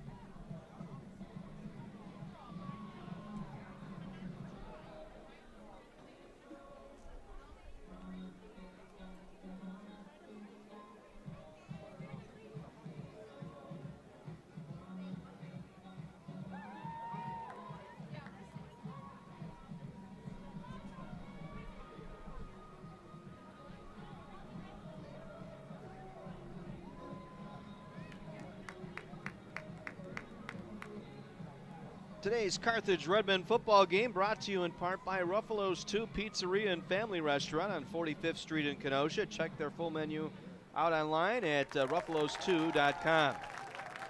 By Lou Perini's Gas and Grocery in Kenosha, home of Mama P's Ho-Ho Cake and low cash prices for gas. They're on Sheridan Road, just north of 52nd Street, louperini.com. Something different, a sports fan fantasy land on 6th Avenue in downtown Kenosha. By Luigi's Pizzeria and Italian Restaurant. They're on 39th Avenue, just a block south of Highway 50. By Armored Seal Coating, protecting your investment with asphalt seal coating and crack filling maintenance. Check them out online at armoredsealcoating.com. By Wingstop of Kenosha on Highway 50. You can order them online at wingstop.com. Wingstop, the wing experts. By Summers Garden Florist and Gifts on 6th Avenue in downtown Kenosha. S.J. Crystal's Menswear for the finest in men's fashions. It's clearly S.J. Crystal's downtown Kenosha. By Steve Vigiano Insurance. You need Steve. Call him today, 262-605-9880. Or you can visit them online at Vigiano Insurance. That's VigianoINS.com. By Mason's Eatery and Pub. Lynch Chevrolet of Kenosha. Triangle Flooring Furniture and Appliance Center. And Dickey's Barbecue Pit, I-94 off Highway 50, across from Woodman's in Kenosha. John Weiser back with you at Art Keller Field in Kenosha. Redmond trailed the 24th-ranked Wheaton Thunder this afternoon by a score of 24-3. Wheaton got on the board first this afternoon. They took the opening kickoff and went 7 plays and 83 yards in just under 4 minutes. And it was the quarterback, the backup quarterback actually, coming in for the injured McWilliams. Curtis McWilliams hurt on the first snap today. Jesse Furrow coming in, leading the rest of that drive, and he connected with his fine receiver, Philip Nichols, first team all-conference a year ago. Nichols, first of 2 touchdown catches, this from 28 yards out, made it 7-0 Wheaton. Nichols added another 15-yard touchdown reception, this time from McWilliams early in the second quarter, capping off a 7-play 80-yard drive. That made it 14-0 Thunder. Carthage was able to get on the board after a nice kickoff return by Tommy Bazarek down to the Wheaton 42-yard line. Redmond were only able to advance it 26 yards. Lance Unland able to finish that drive off with a 33-yard field goal. For Unland, that's his 8th field goal of the year, and it was 14-3. Wheaton added 2 scores late in the second quarter. They went on their best drive of the day, a 15-play, 57-yard drive that took nearly 7 minutes. It ended on a Griffin Bowes 33-yard field goal. That made it 17-3. Redmond took the kickoff then. They threw 2 incomplete passes, and then Colton Klein was sacked. The Thunder took a timeout, and on 4th down, the Redmond setting up in punt formation. And the snap going back to Ricky Klein. He was unable to handle it, juggled it, dropped it, and was taken down at the 10-yard line. And really the turning point of this game was that 2-play, 10-yard drive capped off by the Peterson 1-yard touchdown reception in the back of the end zone from McWilliams to make it a 24-3 ball game and really put the Redmond behind the 8 ball to start this second half. Carthage unable to get off the field on 3rd down, unable to extend drives on 3rd down today. Going back to last week now, Redmond 1 of 6 on 3rd down. For the Thunder defensively, they have now held their opponents the last 2 weeks to 1 for 19 on 3rd down conversions. So you take a look at some of the numbers here in this first half. Redmond held to a net of 51 yards here in this first half. 25 plays, 51 net yards. 37 on the ground, 14 in the air through 1 half of play. Meanwhile, the Thunder have rolled up 232 yards, 46 on the ground, 186 in the air. Breaking it down individually for the Redmond today, Billy Dury, 3 for 3 for 14 yards, long of 15, and he was sacked once. Colton Klein, the last 2 drives, 0 for 2 with 1 sack. Rushing the football for the Redmond, Lafayette McGarry, 11 carries for a net of 25, a long of 5. Dana Fontenot with the longest run today for the Redmond of 16 yards, but since that time he's been bottled up. 3 carries for 14 yards. Dury, 4 for a net of 9. And Colton Klein sacked once for loss of 3. Receiving, Patrick Murphy, Brett Patton, and Lafayette McGarry, the only players to get a catch so far today. Murphy 1 for 15, Patton 1 for 1, McGarry 1 for -2. Again, the Redmen without Evan French today, out with a right leg injury, in street clothes and in a walking boot, got injured in practice this week. For the Wheaton Thunder, it was McWilliams, 8 for 14, 121 yards and 2 touchdowns today, a long of 37. He has yet to be sacked. Furrow, who came on in that first drive and led them on that first touchdown drive, 4 for 4 on that drive for 61 yards and 1 touchdown pass to Nichols. Nichols, the leading receiver today, 117 receiving yards in the first half alone. 8 catches, 117, 2 touchdowns, a long of 28. Torini, Lean, and Pace, each with a reception so far in this first half for the Thunder. Running the football pretty negligible for the Thunder. Singleton 6 carries for 22. Peterson 4 for 11. Jacob Cretan, their leading ground gainer, held to just 3 carries for a total of 10 yards. And Goldsmith, Jalen Goldsmith, with 1 carry for a net of 2. Punting today, Ricky Klein, 3 punts, a 46-yard average, a long of 55 with 2 touchbacks. Fedler, 2 punts, an average of 34, a long of 35 so far today. Penalties, Redmond flagged 5 times for 34 yards, Wheaton 3 for 23. Time of possession well in favor of Wheaton in that first half, just over 17 minutes for the Thunder, just under 13 minutes for the Redmen. And again, the story today, 3rd down. Wheaton 4 of 7 on 3rd downs today. Carthage only 1 of 6 on 3rd down conversions. Wheaton perfect 3 for 3 in the red zone. Carthage, their 1 red zone penetration, that was the Lance Unland 33-yard field goal. So the Redmen with some work to do in this second half. They trail by a score of 24-3. Elsewhere in the CCIW this afternoon, you've got first place on the line in Bloomington between Illinois Wesleyan and North Central. Wesleyan coming in 7-0, North Central at 6-1 in league play, and they've reached halftime in Bloomington with North Central leading Illinois Wesleyan 21-14. In that ball game, Brock Rudder, 13 of 18 for 147 yards and 2 touchdown passes. One to Cameron Moore, the other to Andrew Kaminsky. Rushing the football, Terrence Hill, 5 carries for 15 yards. The leading ground gainer for North Central. Meanwhile, for Illinois Wesleyan in that ball game, Brandon Bauer, 17 of 27 for 134 yards and 1 touchdown. It was a touchdown pass to Dean Zagulich, the receiver on that touchdown, 24-yarder. He's 3 catches for 45. Morgan Alexander, leading rusher in the CCIW, coming into play this week, 16 carries for 51 yards in that contest, and it's 21-14 in favor of North Central, halftime in Bloomington. Another interesting battle going on in Milliken today between Washington University and Milliken, a pair of 5-2 teams going at it down in Bloomington today. And that game is tied 21-all at the half.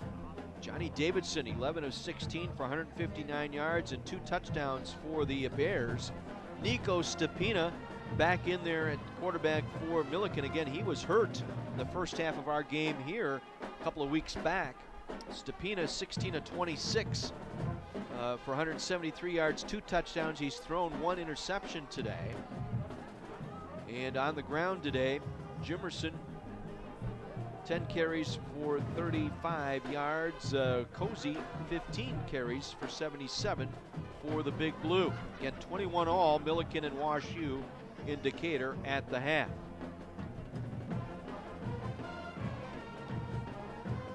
Also at the half, Augustana has taken a 10-7 lead over Carroll. That game in Waukesha today. Bailing, the quarterback for Carroll, 6 of 9 for 31 yards and an interception today.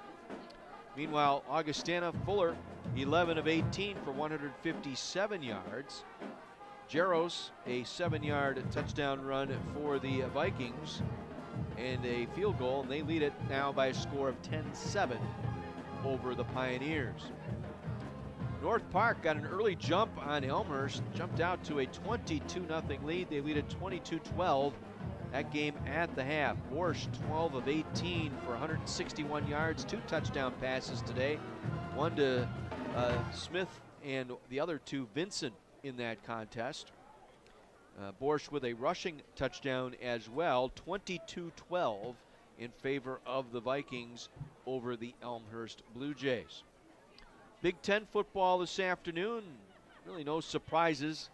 In a couple of the early games, Wisconsin defeated Rutgers today 31-17 to go to 6-3 on the year.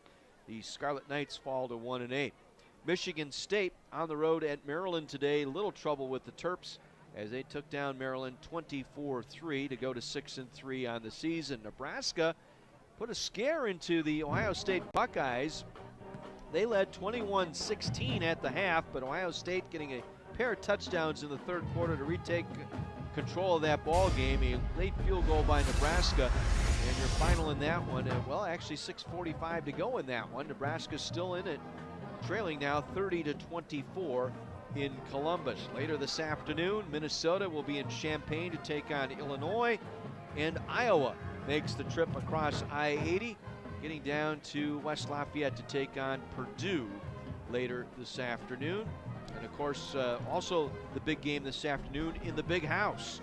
14th ranked Penn State takes on Michigan, and later tonight down in Evanston, Northwestern plays host to 4th ranked Notre Dame. That should be an interesting battle. Would not be surprised if Pat Fitzgerald's Northwestern team comes out on top in that ball game.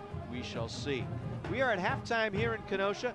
Carthage trailing the number 24 ranked Wheaton Thunder 24-3. We'll pause, take another 60 break, back with more right after this on AM 1050 WLIP.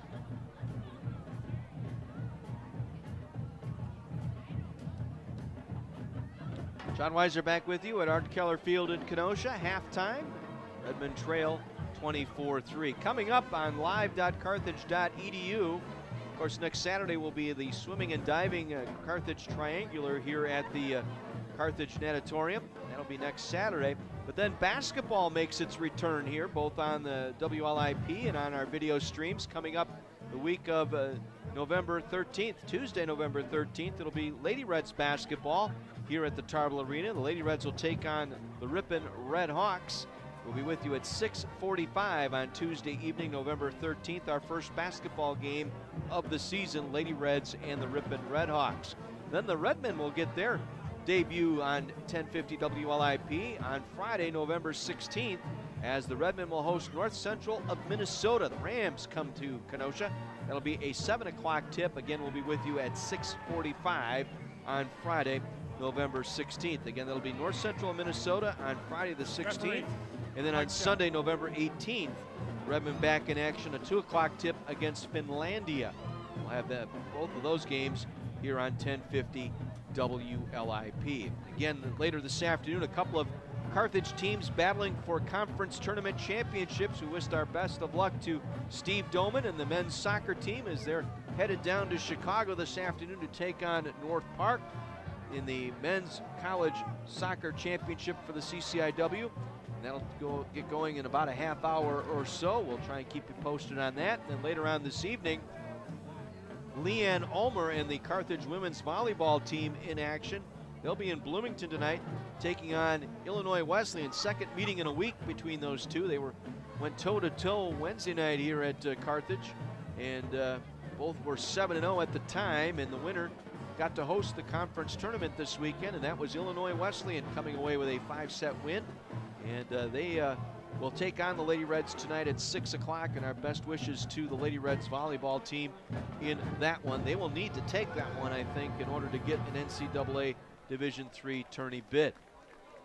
So championships being played for once again by Carthage Athletics. Good to see Michelle Manning, our athletic director, here today. She's here each and every weekend, and we'll meet and greet with folks down in the Campbell Student Union fireplace area today. And it's good to see the folks out there. Met a couple of parents, the softball parents, the women's softball program. Talked a little bit with some of the students down there, and Michelle Manning in her first year at the helm as athletic director here at Carthage College after great leadership under Dr. Bob Bond, who took retirement, stepped down this summer. Sunny day today, he's probably out on a golf course someplace. Knowing Bob, those sticks don't go away. He's out of those clubs as long as anyone. You know, you got, I got my boss, Bill Miller, rides his motorcycle pretty much into November and then puts it away, but not Bob. No, those clubs stay out pretty much 12 months out of the year.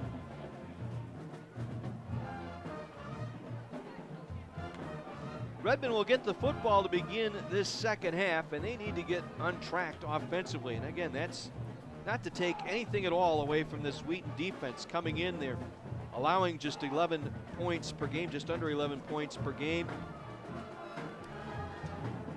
giving up just 82 yards per game on the ground, second in the conference behind Carthage. Redmond with just 70 yards per game in conference play this year. Third down efficiencies, that's where this Wheaton team is at its best. Again, the lateral speed of this overall Wheaton defense. Got some Division I players that have sparked this lineup, most notably Patrick O'Connell, transfer in from Ball State. Got Dallas McCray also up front out of Southern Utah University, transfer back. They take advantage of that. Players are very, very good at this level.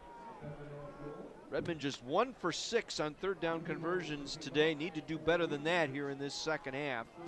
Really the only thing the Redmond have been able to do is protect the football. Neither team turning it over in that first half. Bose has it teed up middle of the field, 35 to my left. Redmond going right to left here, north to south to begin this second half. Bazarek and McGeary standing deep. This kick will go to Bazarek. He'll slide to his right, make the catch at the 8, across the 10 numerals to the 20. Barely gets to the 20-yard line. And just as I say, he coughed up the football. It's loose, picked up by the Thunder inside the Redmond 15-yard line.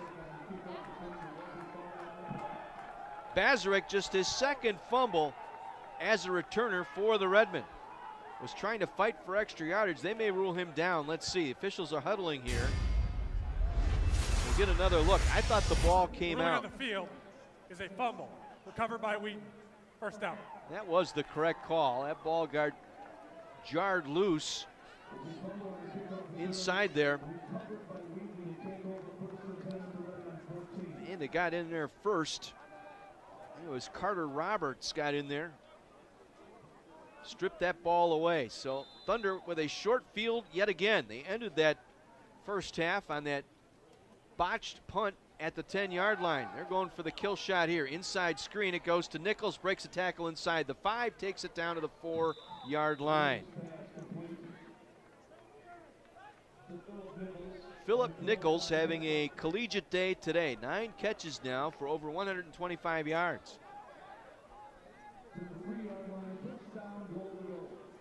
It'll be a first down at the 3-yard line for the Thunder.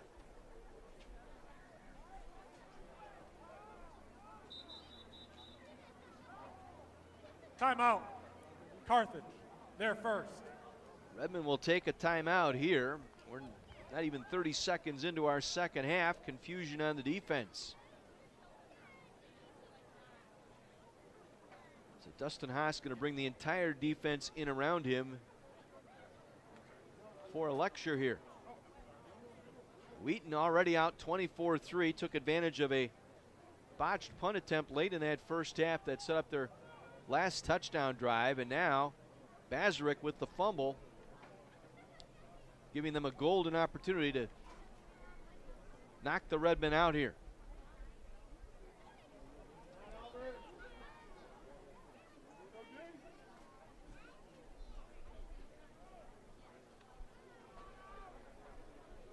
Wheaton will send 2 receivers here to the near side, Nicholson and Peterson.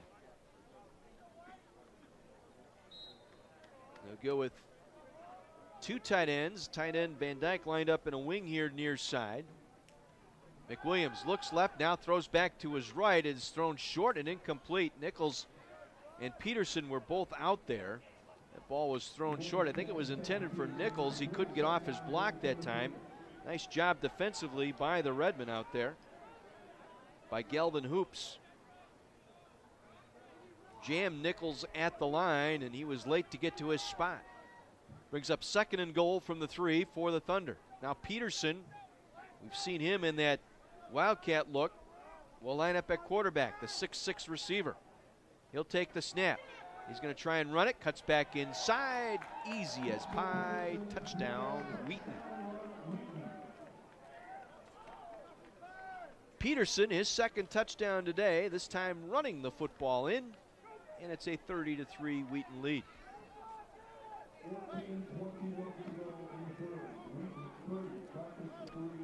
On to kick the extra point, Griffin Bowes.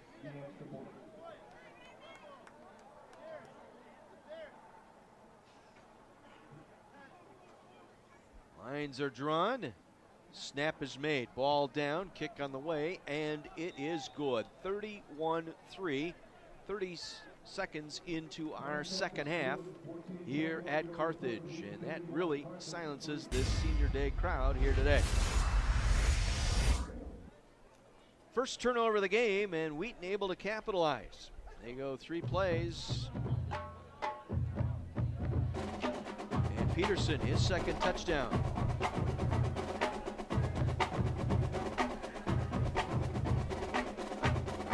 Yard drive, and it's 31-3.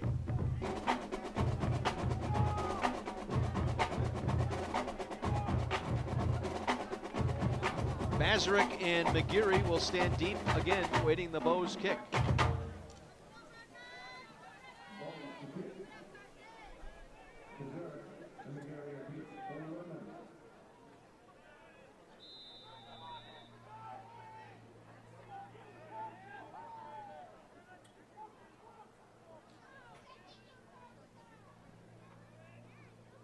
Run up by Bowes, and the kick, a short one here. Bazarick will make the catch at his own 10-yard line, up the far sideline of the 15-20, and gets out of bounds near the 25-yard line. See where they mark him out. They'll mark him out at the 23, make it the 22-yard line is where the official will stand with the football. So Carthage now will get their first taste here in the second half. They trail 31-3.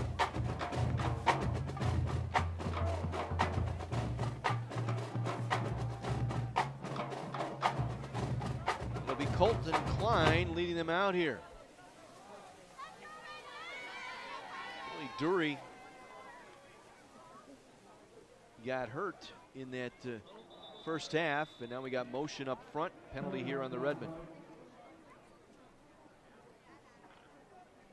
Dury's got a leg in the brace down here. I'm working on crutches here on this near sideline. False start. Offense, number 72. 5-yard penalty, first down. So a false start penalty, not the way you want to start this drive. Redmond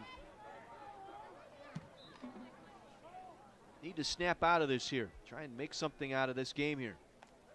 Win the next play. Colton Klein going to scramble, and he's going to be dumped at the 16-yard line. It'll be a sack. Did not get back to the line of scrimmage. Their pace there to make the stop.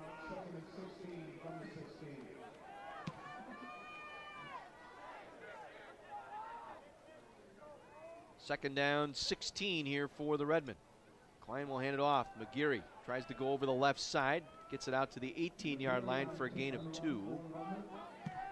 Off the bottom of that pile for the Thunder, Eric Stevenson. A gain of 3 for McGeary. Quickly third down, 3rd and 13 here for the Redmen. Bazarick on a slot near side along with Patton. Twin tight ends for the Redmen. Now hand it off McGeary. McGeary, no gain. Trying to get to the outside on the right side. Again, brought down by Stevenson. 3 and out. Punting unit coming on. Redmond just unable to do anything, and again with Dury hurt, Freiberg out for the season, Dury on the sideline in crutches here in the second half. It'll be very, very difficult for the Redmen to try and get something going here today. Colton Klein, who was just cleared for practice this week, has been coming off concussion-like symptoms and a back injury. A line drive, returnable kick here for Nichols. He'll take it across midfield to the Redmond 45 and pull down at the 43-yard line. Job on special teams. Sean Wells, the long snapper, able to get down there and make the stop. But another short field here for the Wheaton Thunder to start this drive at the Carthage 42-yard line. 12:33 to go here in the third, up 31-3.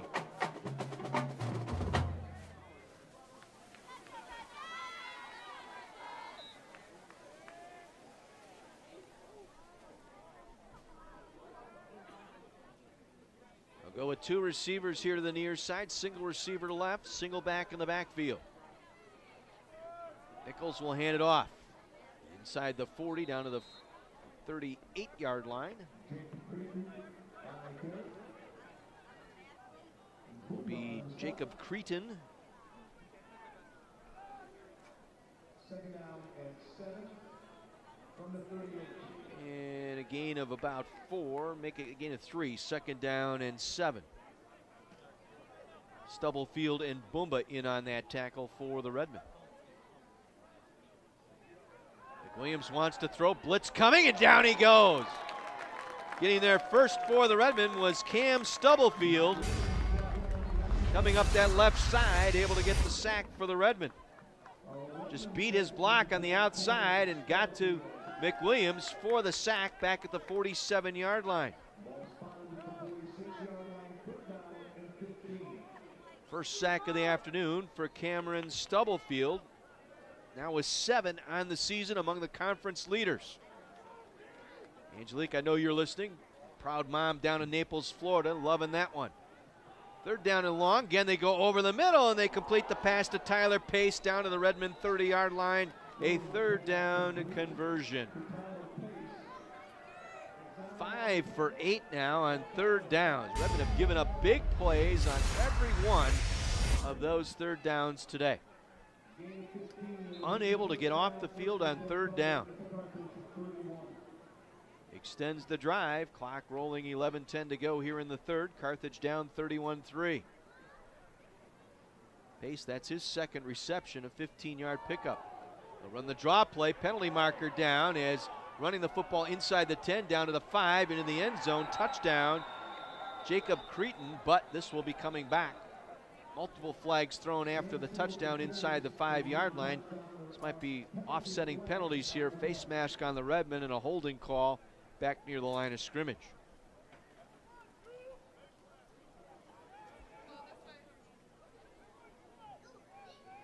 Mark Shield is our referee. There are fouls by both teams. Holding, offense, number 81. Personal foul, face mask. Defense, number 7. Penalties offset. Replay, first down. Face mask penalty on Connor Calvert for the Redmen. So offsetting, they'll replay the down.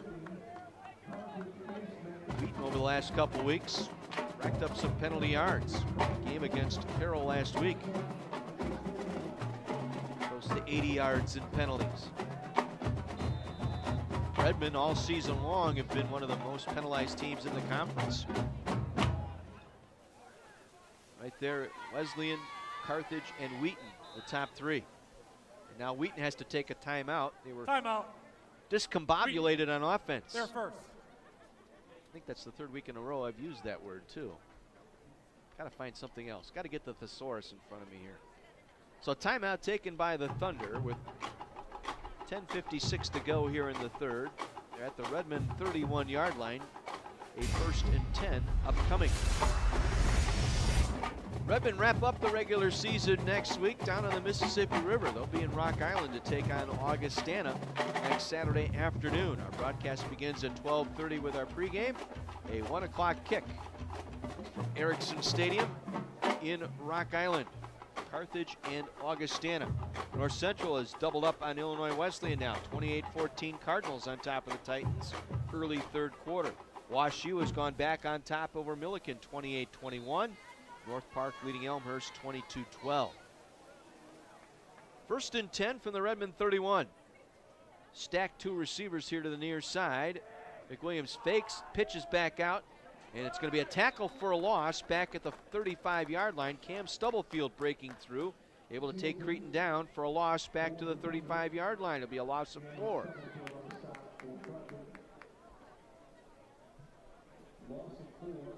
Second down and 14 upcoming. Back-to-back plays by Stubblefield here, adding to his tackle for losses this year. Now at 14. Play fake, they try and throw the bubble screen, read well by Connor Calvert, able to get to the receiver immediately after the catch. Van Dyke wrapped up right as he made the catch. It'll be a loss back to the 36-yard line, a loss of 1. Good read by Connor Calvert, the corner out there on the far side, able to get in there and make a play.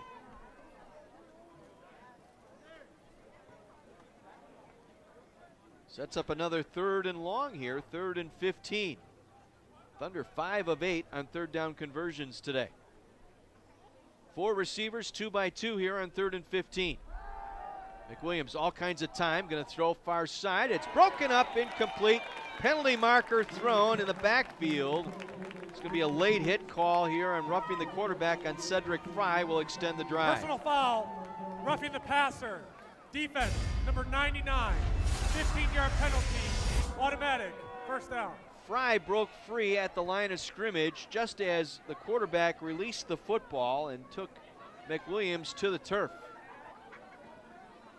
Second personal foul today on the Redmond defense, roughing the quarterback, extending a drive. Pass was incomplete. Nice breakup out there by Marlon Sam. Got a hand in there and took it away from the intended receiver. So the drive continues here for the Thunder. Ball at the Carthage 21-yard line. High snap, McWilliams brings it down. We'll hand it off. Goldsmith coming around the left side, inside the 20, down to the 16-yard line. Cam Stubblefield able to chase him down, and lo and behold, another yellow hanky on the line of scrimmage.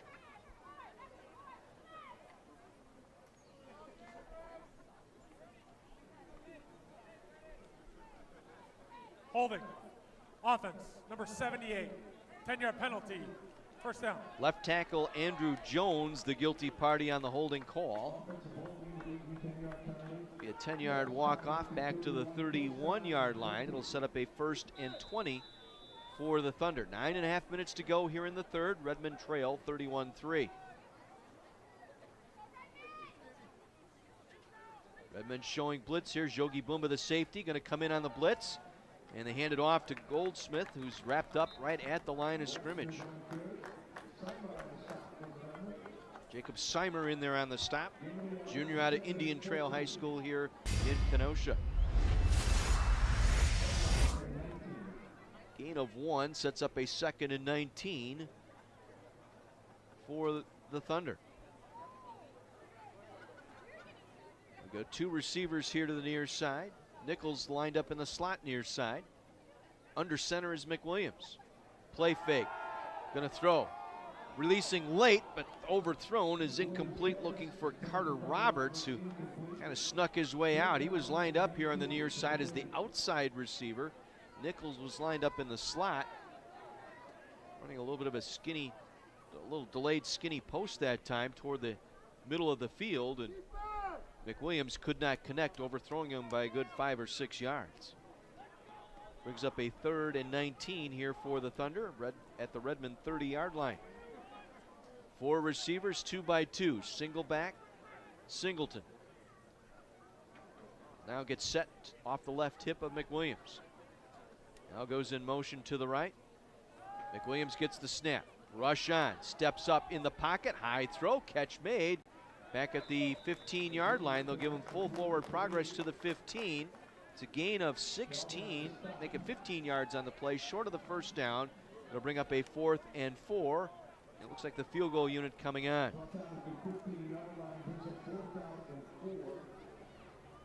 Torini able to make that catch. That is his 4th reception of the day. Connor Calvert there to wrap him up. This will be a 32-yard field goal for Bose. He's hit from 33 late in the first half.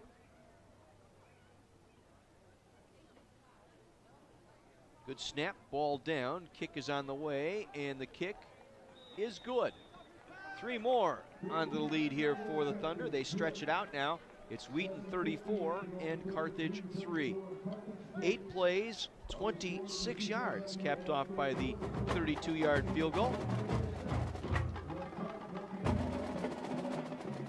Makes it a 34-3 ball game. McWilliams now in the afternoon, 13 of 21, 157 yards and 2 touchdowns. Been sacked once, that by Stubblefield. Nichols, 9 receptions for 128 yards. Singleton, 6 carries for a net of 22. And the Redmen without Billy Dury now on the sideline on crutches here in this second half. Some sort of a left leg injury for Dury. Already lost Kyle Freiberg for the season because of recurring concussion symptoms. Redmond down to just 2 quarterbacks here. Cameron James and Colton Klein. Bazarek and McGeary standing deep. Again, it's Bazarek who will take it at his own 6. Up the middle across the 10, cutting to his left, doesn't even make the 15-yard line. Great coverage on special teams. Getting down there for the Thunder. That was Sam Singleton on special teams, a freshman running back, hometown kid out of Wheaton North. Able to make the special teams play back at the 12-yard line. That's where the Redmen will start this drive at their own 12 with 7:52 remaining here in the third, down 34-3.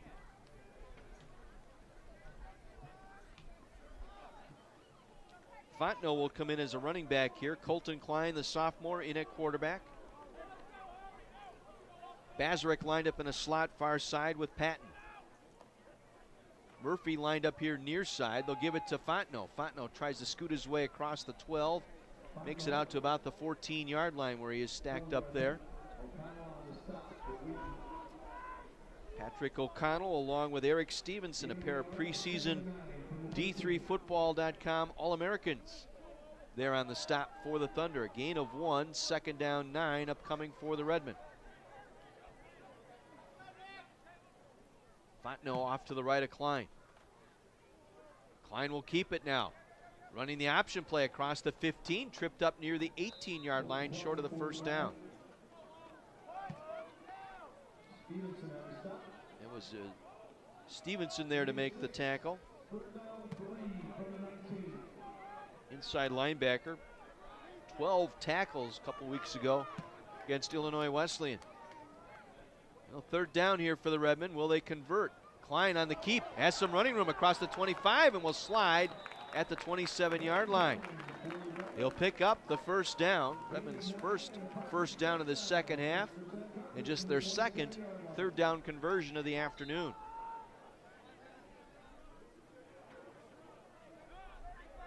Klein, a 9-yard scramble out to the 28-yard line. 1st and 10 Redmond. This will be Fontenot, the freshman, tries to power it up. They close that seam. Boy, closing quickly was Patrick O'Connell, defensive end here on this near side. Fontenot thought he had a little seam, but the minute he made this cut upfield, O'Connell was right in his grill, able to make the tackle. Short gain of 2, 2nd down 8, ball at the Redmond 30-yard line. Klein will take the snap. We'll give it to Fontenot. Fontenot will get across the 30 out to the 32-yard line. Again, not much running room there. Ryan Schwartz and O'Connell there to make the stop yet again. Good lateral pursuit to the football. Mike Swider, head coach at Wheaton. They've always had very good linebackers at Wheaton. Very quick on the pursuit, quick to the football. 3rd and 5 for the Redmen at their own 32. Bazarek in a slot right side along with Murphy. Klein going to be tripped up in the backfield to go as a sack.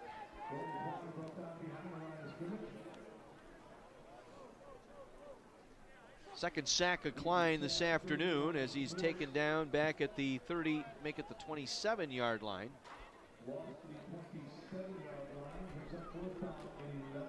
So a loss of 7 on the play. 3rd down and 11 upcoming for the 4th down and 11. Punting unit on, Ricky Klein. On to punt it away. Gets a good snap. It's a nice punt here. Nichols will make the catch, and he's buried immediately. Getting downfield for the Redmen on special teams. Brandon Holy, one of the outgoing seniors. 2nd time today, Holy's made a play on special teams. 6'1", 215 out of Joliet Catholic Academy. Able to bury Nichols right at the 32-yard line for no return. 4:53 to play here in the 3rd. Redmond trail 34-3. Wheaton will take over on their own 32-yard line.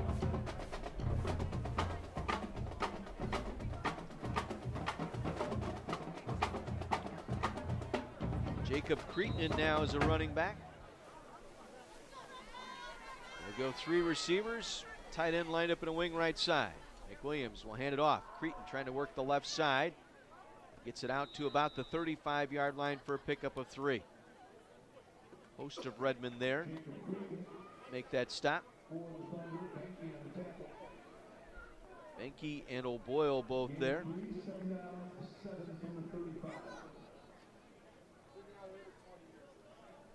So I'll bring up a 2nd down and 7 from their own 35-yard line. Williams taking his time now.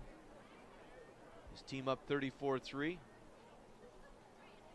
Gives it to Creighton again, tries to go up the middle, and he is tripped up just across the 35 to the 36-yard line, pick up a 1.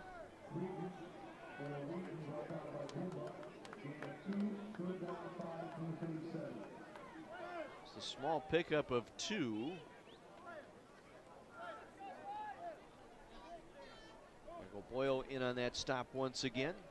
Brings up a 3rd down and short here, 3rd and 5 for the Thunder. Nice snap. McWilliams trying to set up a screen and is flagged down immediately. Good play by Jogi Bumba. Got on the back that time of Torini. Able to make that play short of the first down. Please set the play clock to 40 seconds. As a member of the defensive team, his helmet came off. So good play by Bumba. Able to break up that play. And so to bring up 4th down, punting unit coming on. Zach Fedler on to punt. Bazarek will stand near his own 20.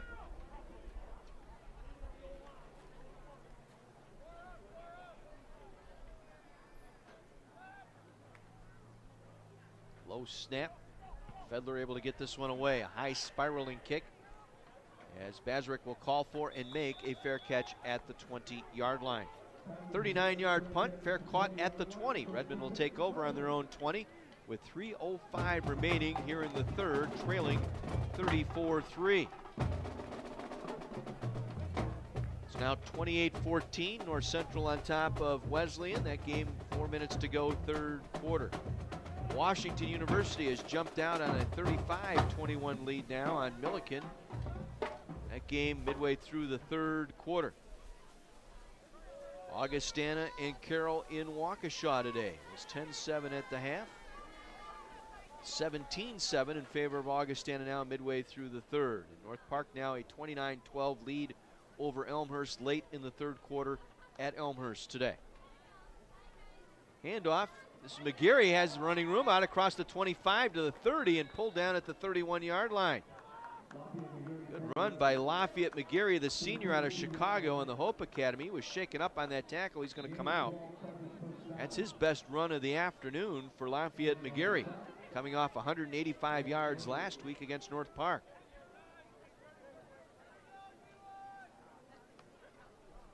Fontenot in there now. He'll try and get the edge here near side. Tries to cut it upfield, and again, good play by Tyler Sigler. Stepping up from his corner position here on the near side, able to put a shoulder into the thigh pad of Fontenot to drive him out of bounds for no gain. They've actually lost a yard. It'll be a tackle for a loss of 1, 2nd down and 11 for the Redmen. Ball at their own 31-yard line. Liam Pooler in there now as a running back, first time this afternoon. Klein wants to throw, will swing it out to Bazarek. Good open field tackle by Spencer Rowland, the corner out there, able to wrap Bazarek up for a gain of 1. Bazarek was lined up out there, kind of left out on the island, thinking maybe that Murphy was going to take the corner with him, but instead the corner stayed home, and Bazarek tackled for just a 1-yard gain. 3rd down and 10 for Carthage. Klein going to be hit and sacked back at the 21-yard line on the blitz that time. Should have thrown it away. Hung onto the ball way too long. He saw the blitz coming. Schindeldecker, along with the safety out there, Daniel Herber, actually the outside linebacker, was the defensive end and the outside linebacker, the blitzing linebacker. Herber getting that sack, a loss all the way back to the 23-yard line. Punting unit on now for the Redmen. Klein will get this one away. Fumble on the play as the receiver lost control of it, and it's taken over by the Redmen. Tayshawn Gibbs, new return man back there. It's been Nichols all afternoon, and Gibbs had the man bearing down on him, coughed it up, and recovered by Carthage at the Wheaton 30-yard line. Another look here as we look at the replay.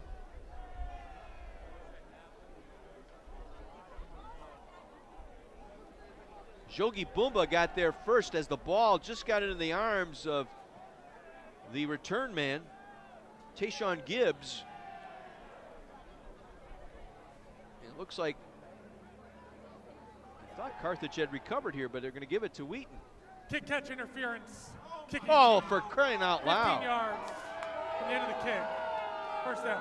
Oh, that's a terrible call on the part of the officiating crew. The receiver got his hands on the ball, was able to make the catch.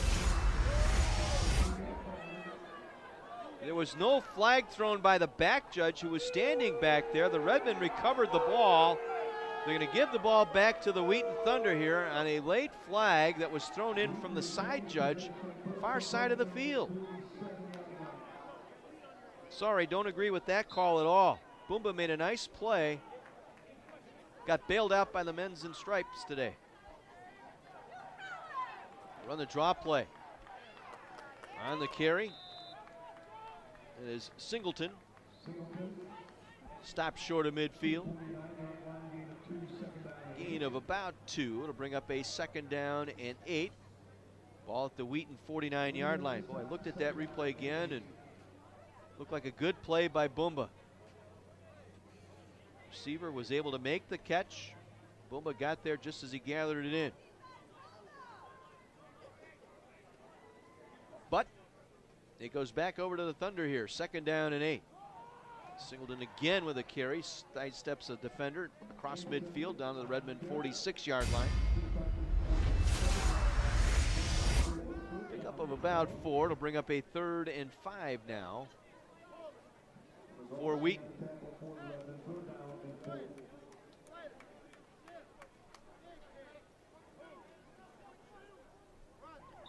That will end our third quarter. This is the end of the third quarter. Your score, Wheaton 34, Carthage 3. We'll be back for the fourth quarter after this on AM 1050 WLIP. That's a terrible call.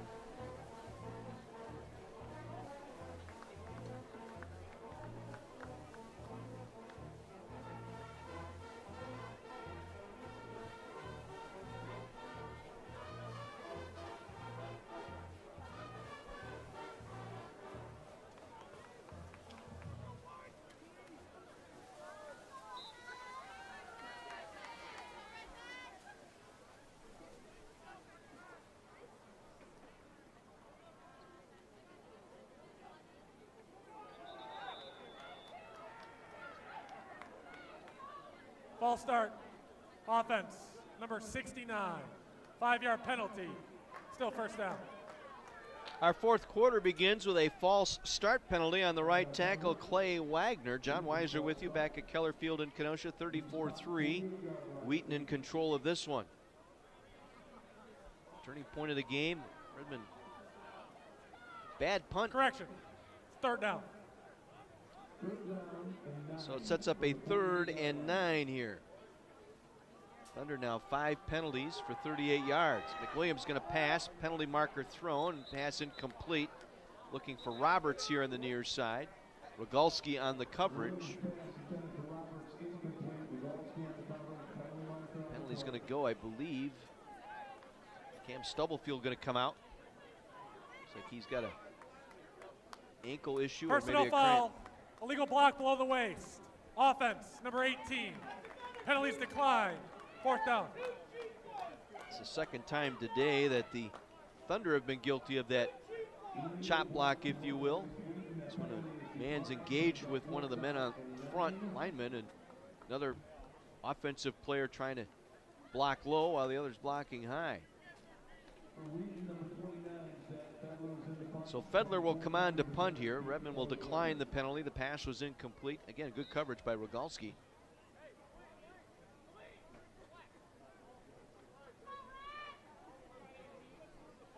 So 4th down and 9.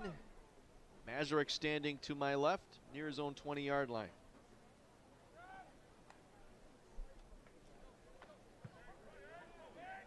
High spiraling kick. Mazurek called for the fair catch, muffed it. There should be a flag there as there was contact by the defender as Mazurek stood there waving the fair catch signal.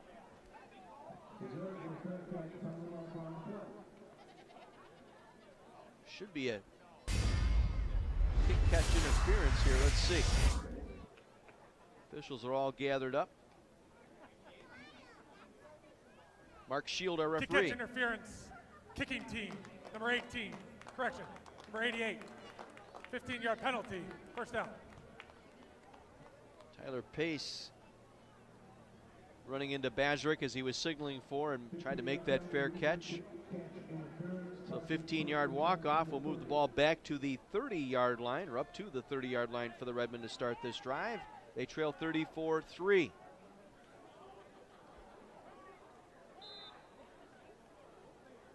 Colton Klein in for the injured Billy Dury. Dury hurt in the second quarter today. Some sort of a leg injury. It'll be Fontenot on the carry, and he is stacked up. Nowhere to go, as getting in there again was Eric Stevenson, their fine inside linebacker. He's first team all-conference last year. He's on the preseason D3Football.com All-American list. In to make that stop for the Thunder. Be a loss of 1, second down 11 for Carthage. Ball at their own 29-yard line. McGarry back in there now as a running back. Off to the left of Colton Klein, who's looking to throw here on second down. Wants to set up a screen to McGarry. Makes the catch out across the 35. Darts his way to the 40, down the near sideline and out of bounds at the Redmond 45-yard line. 16-yard pickup on the screen pass. Colton Klein, nice dish that time to Lafayette McGarry. Takes it to the 45 and a first down for the Redmond. North Central up 35-14 now on Illinois Wesleyan, and that game early fourth. Cardinals would take control, and in that two-way tie would have the tiebreaker on Wesleyan. Klein again looking to throw near side, incomplete. Well overthrown, not sure where he was going with that. Nearest guy to it was all-conference cornerback Tyler Sigler. Receiver broke back to the inside, and I think Klein thought he was going to go outside. Lucky that one was not picked off. Second down 10 at the 45. Two receivers to the left here. Bazarek in a slot left. Klein now dancing around the pocket on the scramble, looking to get rid of it. Threw it behind Bazarek, incomplete just to get rid of it, as there was pretty good pressure put on that time by the front four. Jake Holliday, sophomore out of Brandon, Mississippi, on the pressure that time, chasing Colton Klein.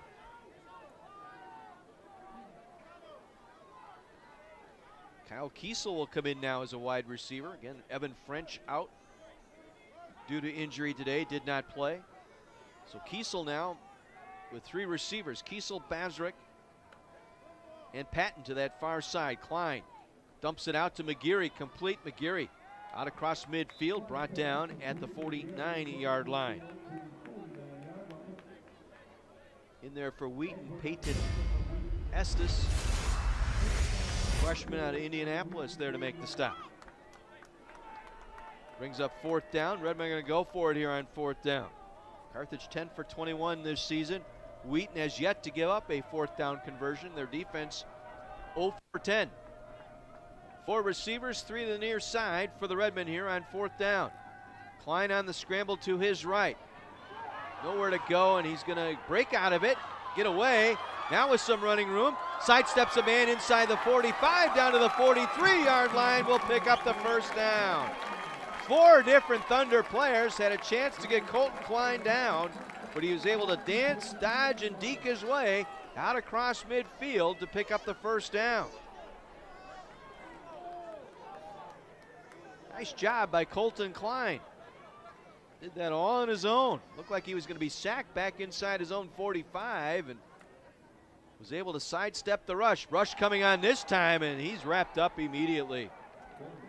Patrick O'Connell clean on to Klein that time. I mean, he came off the line of scrimmage, off that right defensive end side, blew past the left tackle.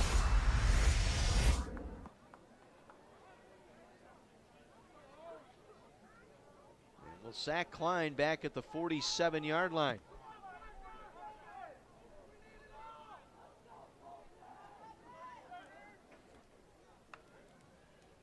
Klein out of the pistol, takes the snap, wants to set up the screen again, and wrapped up immediately. Good read once again by Eric Stevenson, the inside linebacker. Very quickly read that play as a screen pass and got to Fontenot for a 1-yard gain.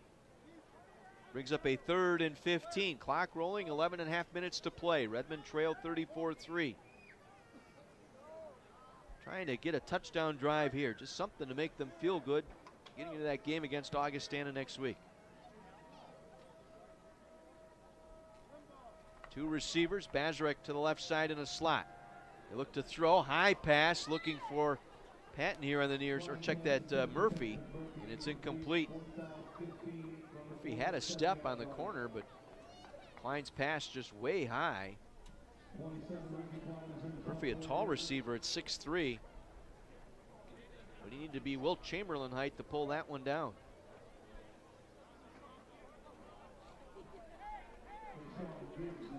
Again, Treshawn Gibbs,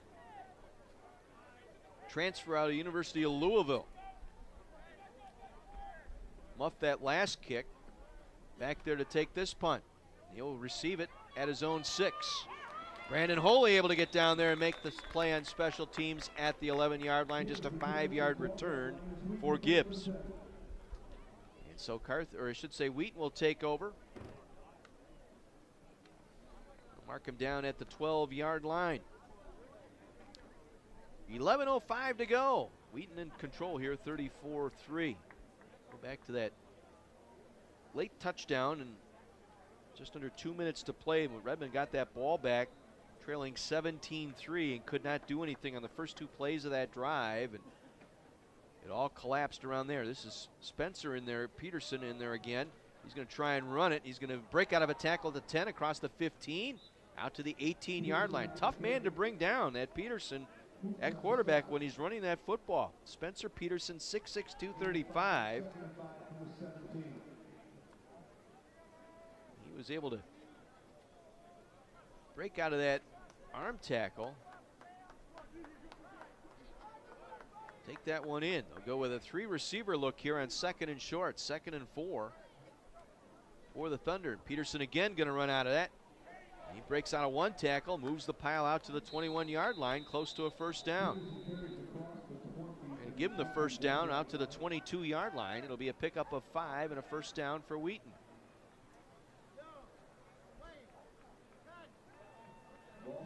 And Peterson, when he's in there, very rarely throws. He's in there to run. Again, they'll keep him out there at quarterback. Singleton is the single back. 2 receivers lined up here to the near side. Redmond showing blitz up the middle. They will hand it off Singleton on the draw play out to the 24-yard line.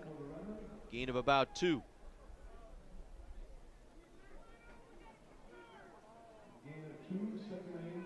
Second and about 8 here for the Thunder. And it really turned the complexion of that game. Redmond down 17-3. Botched punt. Wheaton took over at the Carthage 10. Punched it in for a score to make it 24-3. Then on the second half kickoff, Bazarek fumbled the ball away. And Wheaton was able to recover. They're second. Inside the 15-yard line and punch it in from there. So 14 points in the span of just over a minute and a half. Flip the tables here as the Thunder will take a timeout here. They have 1 remaining. North Park beating up on Elmhurst today, 36-12. Vikings on top of the Blue Jays. Augustana 17-7 lead over Carroll. North Central in the 4th quarter now, early 4th, leading Illinois Wesleyan in Bloomington 35-14. And Wash U and Milliken back and forth they go, 35-28 Wash U, early 4th quarter in Decatur. Badgers a winner earlier today. They knocked off Rutgers in Madison today. Final in that one, 31-17. Badgers at Penn State next week. Penn State at Michigan this afternoon. McWilliams back in there, play fake, wants to throw, going over the middle, has Lean open over the midfield, makes the catch in front of the defensive back down to the Redmond 40-yard line. Galvin Hoops, the safety, was with him step for step, but a nicely thrown ball by McWilliams. Going up to get it was Carson Lean, able to make the catch and a first down to the Redmond 40-yard line.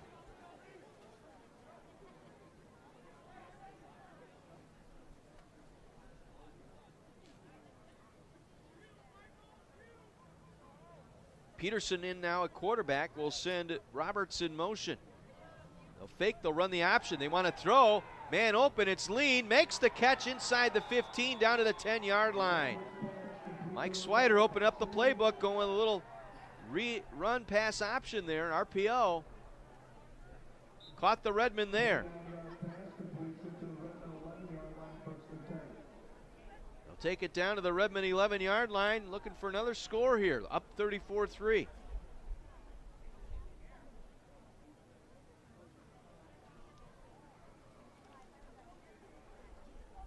McWilliams back in at quarterback. Wheaton now in as a running back here. Come back near side. They throw it complete to Lean. Lean going to be tackled back at the 10-yard line. Gain of about 1 on the play. A little swing out here to the slot receiver near side. That was Carson Lean, the senior. Had that 36-yard reception down on the Redmond 40-yard line. And then a 29-yard catch by Roberts from Peterson. Got behind Rogalski, was able to recover and save the touchdown. Second down 9 from the 10-yard line. Play action fake. McWilliams, all kinds of time to throw. Goes back over the middle. Catch is made. Peterson with the reception. Touchdown, Wheaton Thunder. Up 34-3. They go to a pass play. Add to their lead now, 40-3.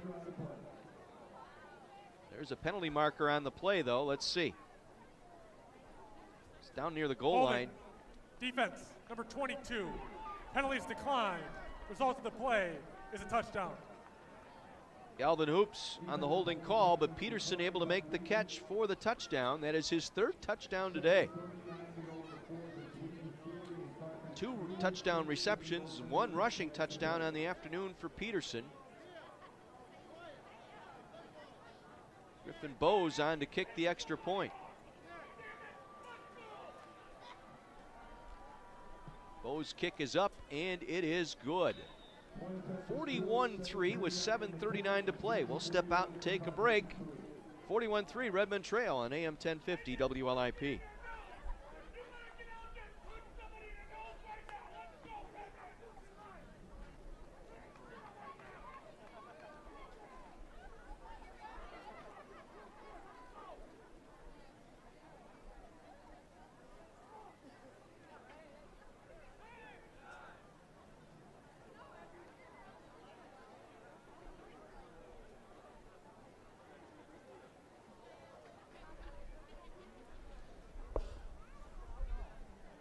Scott, you're up 34-3, and you're going to throw 2 trick plays and throw 2 pass plays for 60 yards and then throw a touchdown pass. I realize you got to stop it, but not buying it.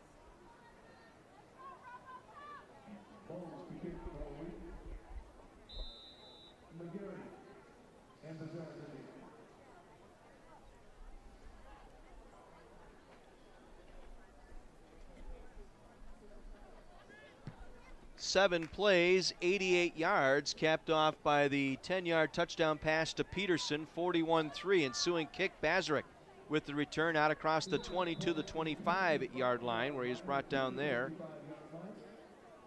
Fielding Davis, the sophomore out of Houston, Texas. That's his 2nd special team tackle today.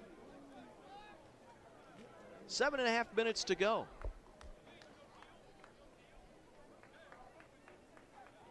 Again, not too happy with the way that offensive drive was going for Wheaton there.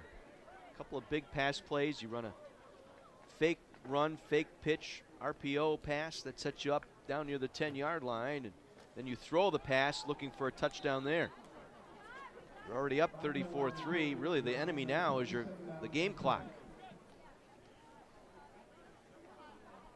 Now, the other side would be, yeah, but you got to try and stop it. I get that, but still.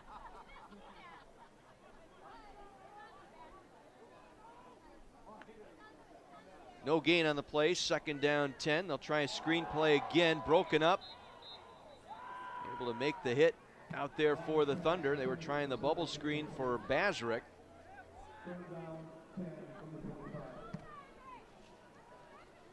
Quickly now, 3rd down and 10.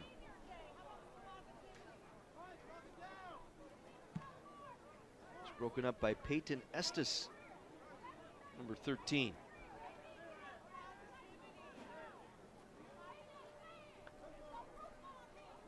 Klein looking to throw here on 3rd down. Going to dump it out. Had the man wide open. It was coming across the field with it was Patrick Murphy, but he dropped the football incomplete. 4th down with 6:58 to go, and the Redmen another 3 and out.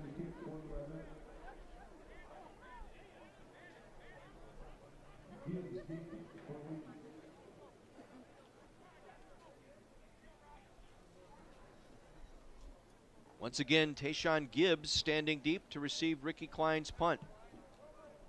Gets it away, knuckling punt. Gibbs in traffic will call for and make a fair catch at the 37-yard line. Wheaton takes over their own 37, 6:52 remaining, up 41-3. Redmond today, total yards today, not much at all. 146. Check that 94.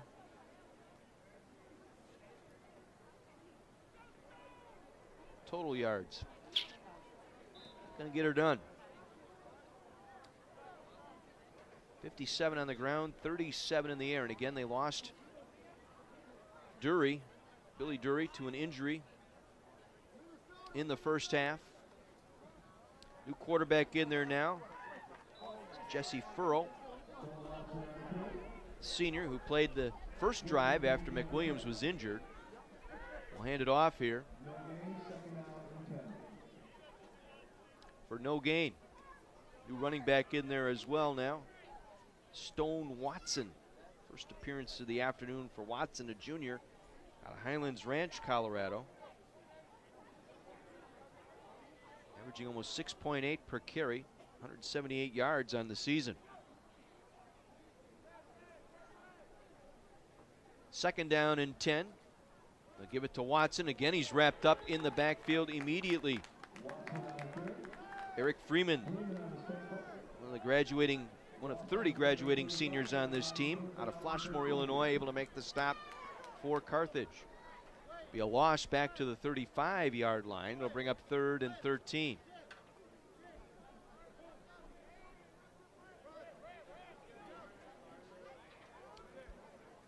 Carthage will finish up the season next week in Rock Island. They'll take on Augustana.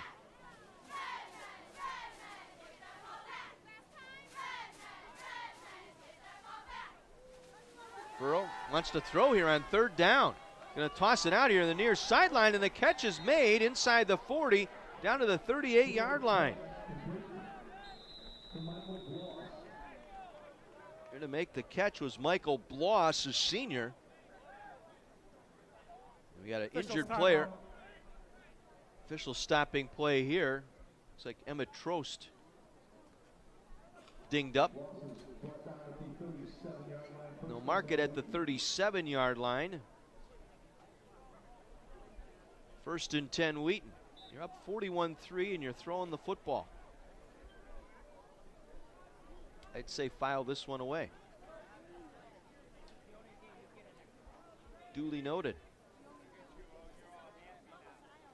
Lean lined up in a slot far side, along with Bloss. New receiver here to the near side, and that is Bullheis.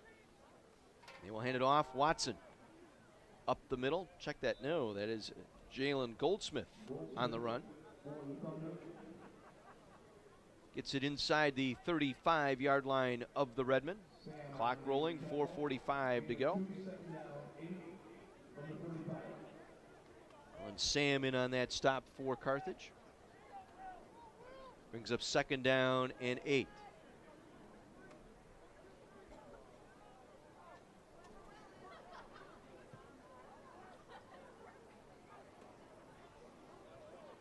Furrow taking his time, taking as much time as he can. Will hand it off. Try and run it up the left side down to the Redmond 30-yard line. William Smith on the carry, his first today. Smith, a 5'8" sophomore out of Baldwin City, Kansas. Baker University out that way. Of course, Packer fans, you know what Baker University, who got his start there.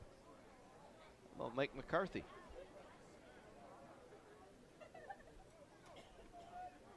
Baker University, look it up.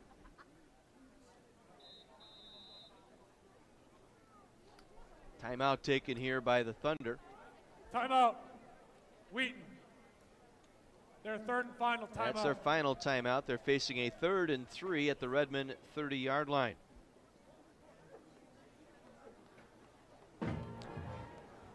So Carthage, as I said, next week they'll travel to Rock Island, take on Augustana, 1 o'clock kick. We'll be with you at 12:30 next Saturday afternoon, the season finale of Carthage Redmond football. Augustana 4 minutes away from defeating Carroll. They're up 17-14 in Waukesha this afternoon. North Park 36, Elmhurst 19. Just over 10 minutes to go in that one. North Central leading Illinois Wesleyan, 8 minutes to go, 38-14. Down in Bloomington, back and forth they go in Decatur, 42-35, Washington University on top of Milliken. Exciting one down there. Furrow facing 3rd and 3 from the Redmond 30. Send 3 receivers out. Slot receiver to the far side is Lean. He's going to throw. And the catch is made inside the 20 down to the 21-yard line.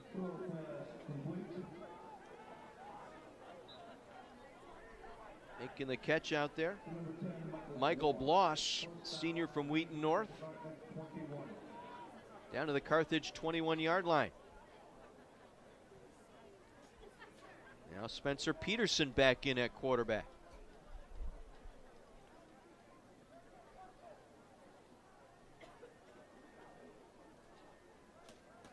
He'll work the Wildcat here.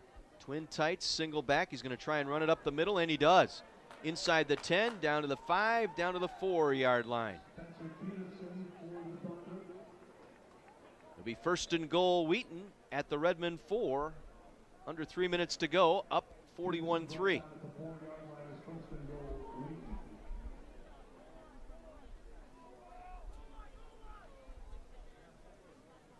Redmond will get their goal line defense in here now. Jacob Seimer back in there now, along with Dylan Ramirez. They both hit the field here. 1st and goal from the 4. Peterson again working from the pistol. Again, he's going to run it, and he's going to pitch it. And getting near the goal line and pulled back was the running back Smith, William Smith. Stopped short of the goal line. Option play to the right that time by Spencer Peterson. Pitched it late.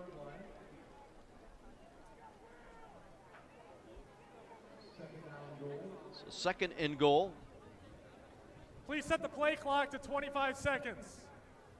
Clock rolling, under 2 minutes to play.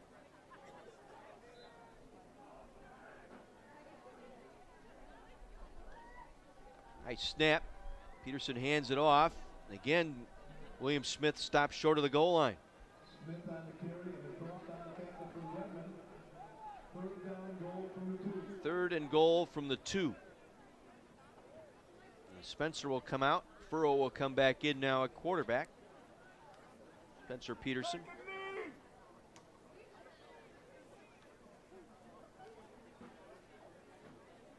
Play clock down to 15. Wheaton out of timeouts here. Game clock at 1:20. Furrow in under center. We'll hand it off. William Smith diving to the goal line. Did he get in? He did. Touchdown. Touchdown Wheaton. William Smith able to run it in from 2 yards out. They add to their lead, 47-3.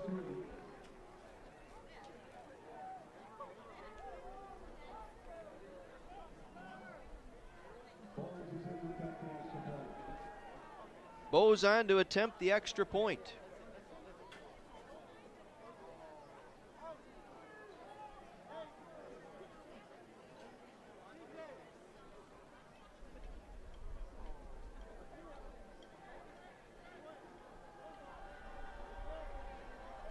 Snap, spot, kick is on the way, and the kick is good. 48-3, Wheaton. Minute 10 to go in this one. 10 play, 62-yard drive. Will Smith in for the rushing touchdown. Thunder put an exclamation point on this one here today.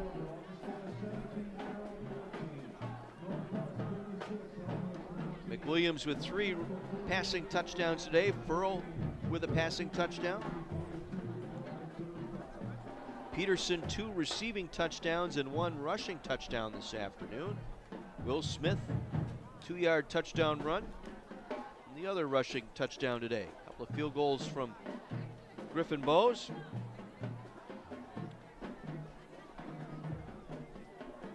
And they will win their 11th straight in this series. Swider now is his record here against the Carthage. He's 20-3 all time now against the Redmen.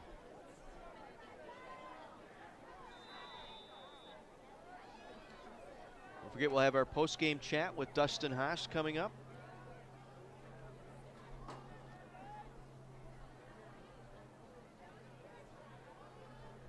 Bulls will kick this one away. Bazarek, 2 yards deep in his own end zone, will take it out across the 10, near side, and he is buried at the 10-yard line. Torini able to get down on special teams and make the play for the Wheaton Thunder.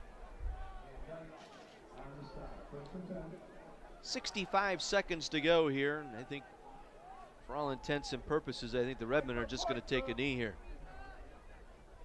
Can't see them advancing the ball.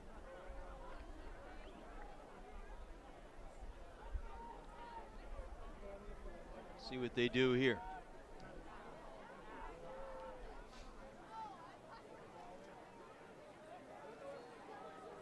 Lucido in there now, one of the seniors, going to get in a snap, probably going to get a carry here. His final home game. He will get the handoff. Lucido going up the middle, looking for a block, dives forward out to the 20-yard line, a gain of 8. Dominic Lucido, kind of a breakout year a couple of years ago, got hurt in camp last year and kind of fell behind a little bit because of that injury. Good to see him out here to finish things up in front of his family and friends here on Senior Day. 40 seconds to go, 2nd down and 2. Lucido again trying to get the edge here on the near side. Cuts it upfield near the sideline. He'll get out of bounds. No, they'll keep him in bounds, it looks like, near the 23. Just short of the 1st down. It'll bring up, well, they're going to give him the 1st down. Why not? Move the chains here. Clock stopped, 22 seconds to go while they reset the chains. Redmond can run one more play if they like. Lucido will get the final carry here of the afternoon. Lucido, nice play. Penalty marker, though, thrown with 9 seconds to go. A collective groan coming up from the fans is down below. Personal foul, face mask, defense, number 91, 15-yard penalty, automatic, 1st down. David Bauer, defensive tackle, guilty party on the face mask. Will move the football out to the 43-yard line. So Redmond will get one more play.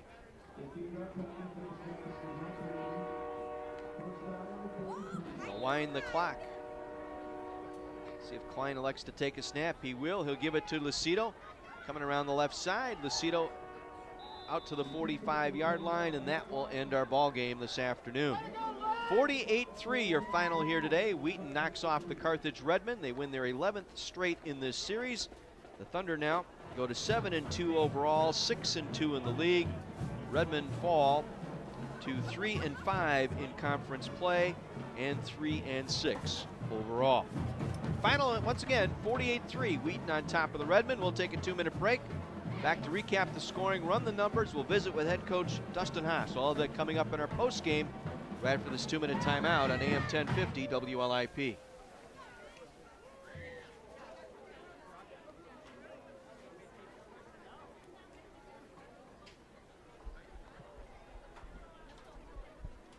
What?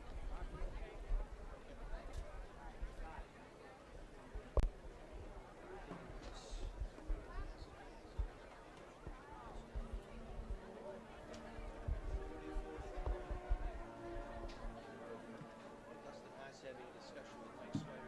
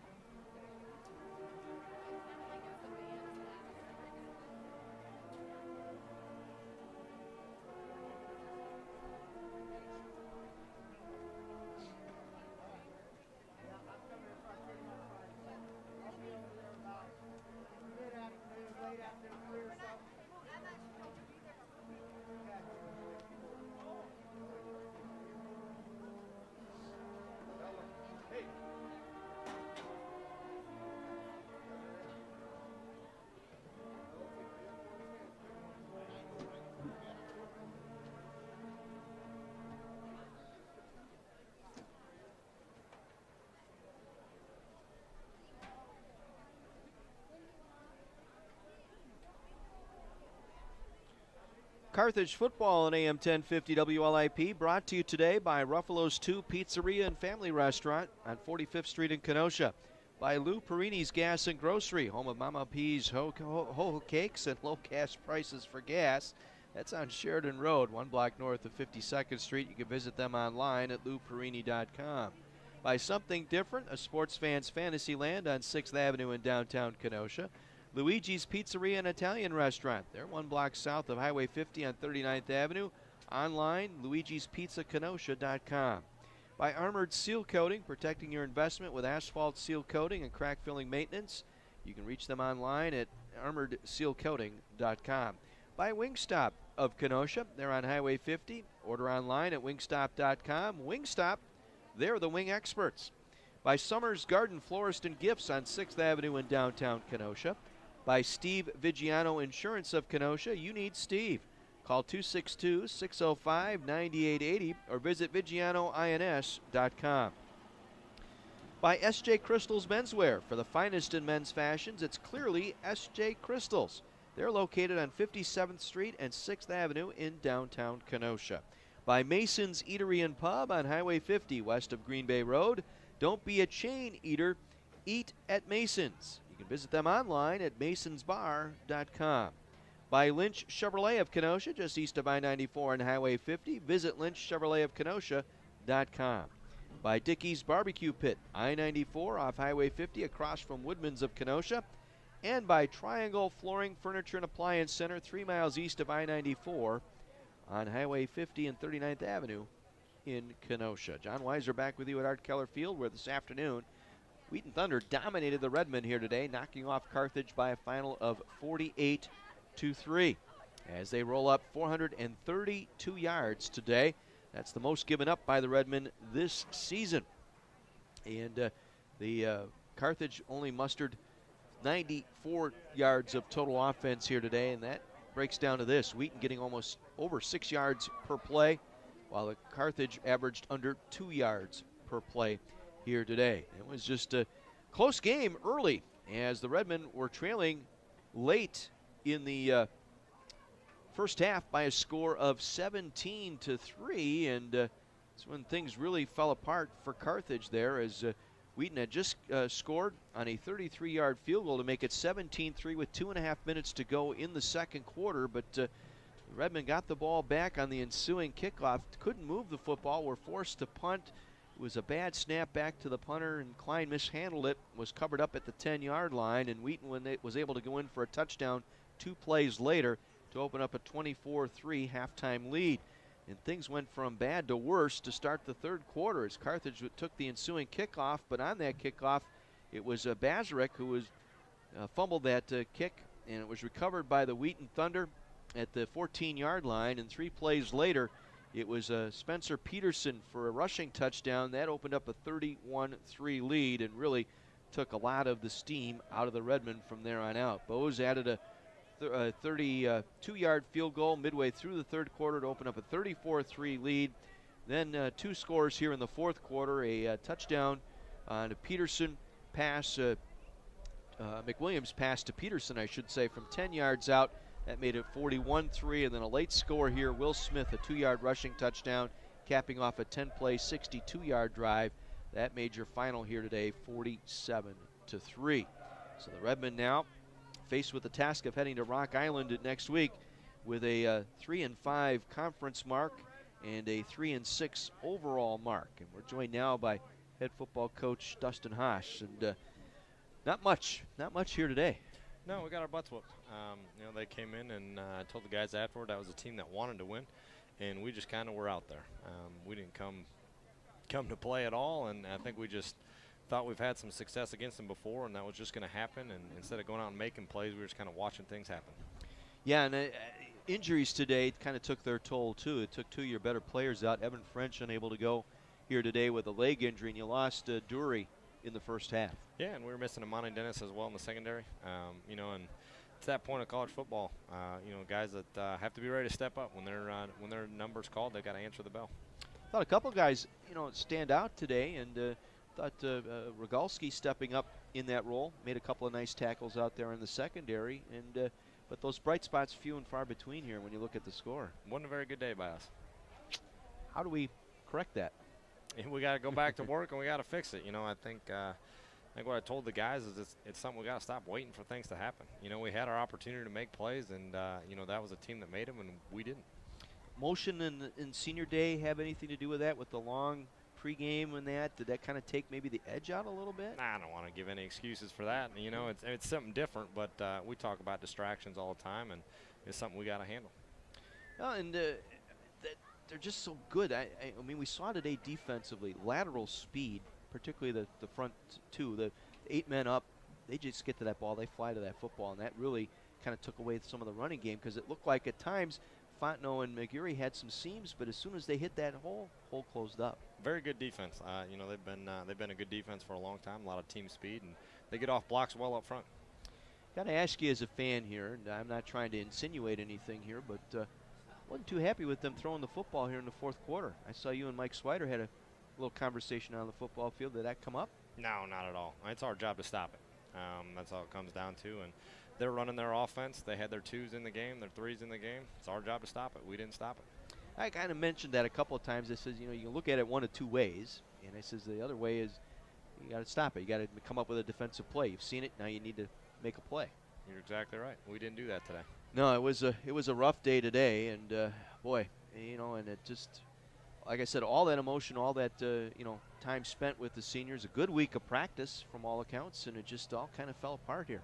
You got to put it together on the field. That's what matters. And you made the point, and it says that the team out there going out there expecting to win, and another team out there just kind of floating around in space, not really getting anything done. Just waiting to see what happens. I think teams make their own luck, and you can't wait for something good to happen. You got to go make something good happen. Next week's game is going to be a challenging game. It's your final game. There's still a lot to play for here. There's a lot of pride on the line, and that's what's going to be tough, and that's what's going to be your job this week as coaches, I think, is to keep this team focused, because that's a winnable game in Rock Island, and I think nobody wants to leave go into the offseason with a bad taste in their mouth and have to brew on that and stew on that for 7 or 8 months. So that's what's at stake next week, is to get these guys ready to play against a very good Augustana team. You're exactly right. And so how do we get there? We go back to work. That's all we can do. Go back on Sunday, learn from the film, and get back out on the practice field and correct those mistakes. Long bus ride, and final bus ride of the year, but should be well worth it. They need to get something good here, something positive, get this football program back going here again, and have something to take you into the off season. It makes recruiting so much better when you can point to a good win when things like that are on the line. You're exactly right. Let's go do it. All right. Dustin Haas, head football coach for the Carthage Redmen, joining me up in the booth here today. We appreciate that. Redmen wish we had better news today, but they fall here by a final of 48-3 to the Wheaton Thunder. Some of the individual numbers here in this in the ball game here today. For McWilliams today, 17 of 26 for 208 yards, 3 touchdown passes today, a long of 37. Redmen were able to get 1 sack on him today. That was Cam Stubblefield getting that sack. And receiving today, Nichols, 9 receptions for 128 yards, 2 touchdowns today. Spencer Peterson, 2 catches for 11 yards, but both of those receptions went for touchdowns today. Lean, 4 catches for 81. Torini, 3 for 51. Bloss, 2 for 37. Pace, 2 for 27. Goldsmith, Van Dyke, and Singleton, each with 1 reception. Rushing the football today for the Thunder, it was Peterson, 8 carries for 41 yards. Singleton, 9 for 30. Cretin, 6 carries for 18 yards. He's the team's leading rusher coming into the game here today, and they held him to just 18 yards today, but really wasn't the ground game that got her done. Obviously, it was the passing game today for the Wheaton Thunder that got them going here today. Meanwhile, for the Redmen, they get Colton Klein today, 4 for 11 for 23 yards, a long of 16. He was sacked 3 times. Billy Dury, injured in that first half, was 3 for 3 today with for 14 yards, a long of 15, and 1 sack. It was on that 1 sack that he was hurt on 3rd down and did not return in the second quarter of today's game. It was all Colton Klein from late second quarter all the way into the second half today. Running the football, not much there either. Lafayette McGarry, 14 carries for a net of 40. That's a 2.9 average, a long of 12. Dana Fontenot, 9 carries for 18 yards. Dury, 4 for 9. Klein, when you factor in the sacks, 8 for -2. And on the receiving end today, Lafayette McGarry, the leading receiver, 3 catches for 20 yards, a long of 16. Patrick Murphy, Tommy Bazarek, Brett Patton, and Dana Fontenot, each with 1 reception today. Carthage had 1 fumble today. That was on that kickoff to start the 3rd quarter. Unfortunately, Bazarek, that's his 2nd fumble this year on special teams, and that was the only turnover of the afternoon today, as Wheaton put a hurt on the Redmen here today by a final of 48-3. Other finals today, it's now final in Bloomington. North Central has taken down Illinois Wesleyan today on the road, 38-20, the final in that one. So a tie now atop the league. North Central and Illinois Wesleyan each at 7-1. If the season ended today, North Central would have the automatic bid into the NCAA Division III football playoffs. So North Central, a big road win as they take down Illinois Wesleyan in Bloomington today, 38-20 in that one. Just to take a look at some of the numbers out of that game, Brock Rudder, 21 of 33, 285 yards and 2 touchdown passes today. He was intercepted once in that contest. North Central takes it 38-20, the final in that one. The other game still going on down in Decatur as a back and forth battle between Washington University and Millikin. 2.5 minutes left to play. It's the Bears 49, Millikin 42. Davidson today, 31 of 44 for 354 yards. He's thrown 4 touchdowns today. Meanwhile, Nico Stepina equally as good, 31 of 49 for 347 yards and 4 touchdowns. It's like watching the old AFL teams back in the mid-60s. 49-42. Washington University on top of Millikin with 2.5 minutes to go. In Waukesha today, Augustana and Carroll. And that's now a final. Augustana defeats Carroll today, 24-14. Fuller, 18-27, 223 yards and 1 interception today. Running the football, it was Pitra with 103 yards rushing and 1 touchdown to lead the way for Augustana. Meanwhile, Carroll got J.J. Keels, 102 yards rushing. Patrick Bell with a touchdown, Bailing the quarterback with a rushing touchdown. The only scores for Carroll as they fall at home today to Augustana, 24-14. It was North Park at Elmhurst today, and the Vikings got off to a quick start, and they run out in front and take down Elmhurst today, 36-19, the final in that one. Grant Borsch, the quarterback, 22 of 35, 298 yards and 4 touchdown passes today. He did throw 3 interceptions. Michael Sirocco with 92 yards rushing. Borsch also with a rushing touchdown, so 5 scores today by Grant Borsch.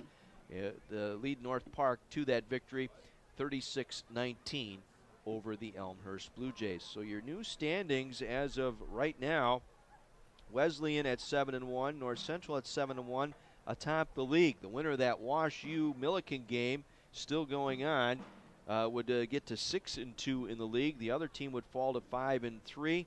Wheaton also at 6-2 on the season. Carthage at 3-5. Augustana at 3-5. Carroll at 2-6. And North Park 1-7. Elmhurst 0-8. Going into the final week of conference play. And that will take place next Saturday afternoon in Rock Island. The Redmen will travel to Rock Island to take on the Augustana Vikings. We'll be with you next Saturday afternoon at 12:30, a 1 o'clock kick from Erickson Stadium in Rock Island. Best of luck to the Carthage soccer team as they are in progress right now, as they are taking on the North Park in a match down at in Chicago this afternoon, and that one is just underway. And let's see if we can get you an update there. It is 1-1 in the first half, as each team with a goal in that half, and it's 1-1 at the half in in Chicago. Carthage and North Park. That's for the College Conference of Illinois and Wisconsin Soccer Tournament Championship and the automatic bid into the NCAA tournament. Later on tonight, 6 o'clock down in Bloomington. Good luck to Leanne Ulmer and the Lady Reds volleyball team as they will take on Illinois Wesleyan in the championship game of the volleyball conference tournament down in Bloomington. Again, that'll get underway at 6. On the live.carthage.edu feed, our next broadcast will be next Saturday, swimming at 12 noon, the Carthage Triangular right here at Carthage College. And then it's men's and women's basketball making its debut here on 1050 WLIP, Tuesday, November 13th. Lady Reds basketball at 7 against Ripon, and men's basketball a week from Friday as they will take on North Central of Minnesota here at the Tarble Arena. Those are the next upcoming events on our live video stream. My big thanks to Mike Love today. He produced our live video stream here at Carthage College along with John Voinovich with his help. And our Carthage students, Lane, Noah, Toria, Jaron, Nolan, and Rebecca, all nice job today as our Carthage students each and every week doing our live video stream for football here at Carthage College. Also thanks to Scott DeLabio engineering our radio broadcast back at our Pleasant Prairie studios. I'm John Weiser wishing you a very pleasant good afternoon. Wish we had better news, but there's always next Saturday as the Redmen fall here at home to the Wheaton Thunder by a score of 48-3. Until next Saturday, have a great week, everyone, and thank you for tuning in to Carthage Athletics, heard exclusively on Kenosha's radio station, AM 1050 WLIP Kenosha. Have a great weekend, everyone.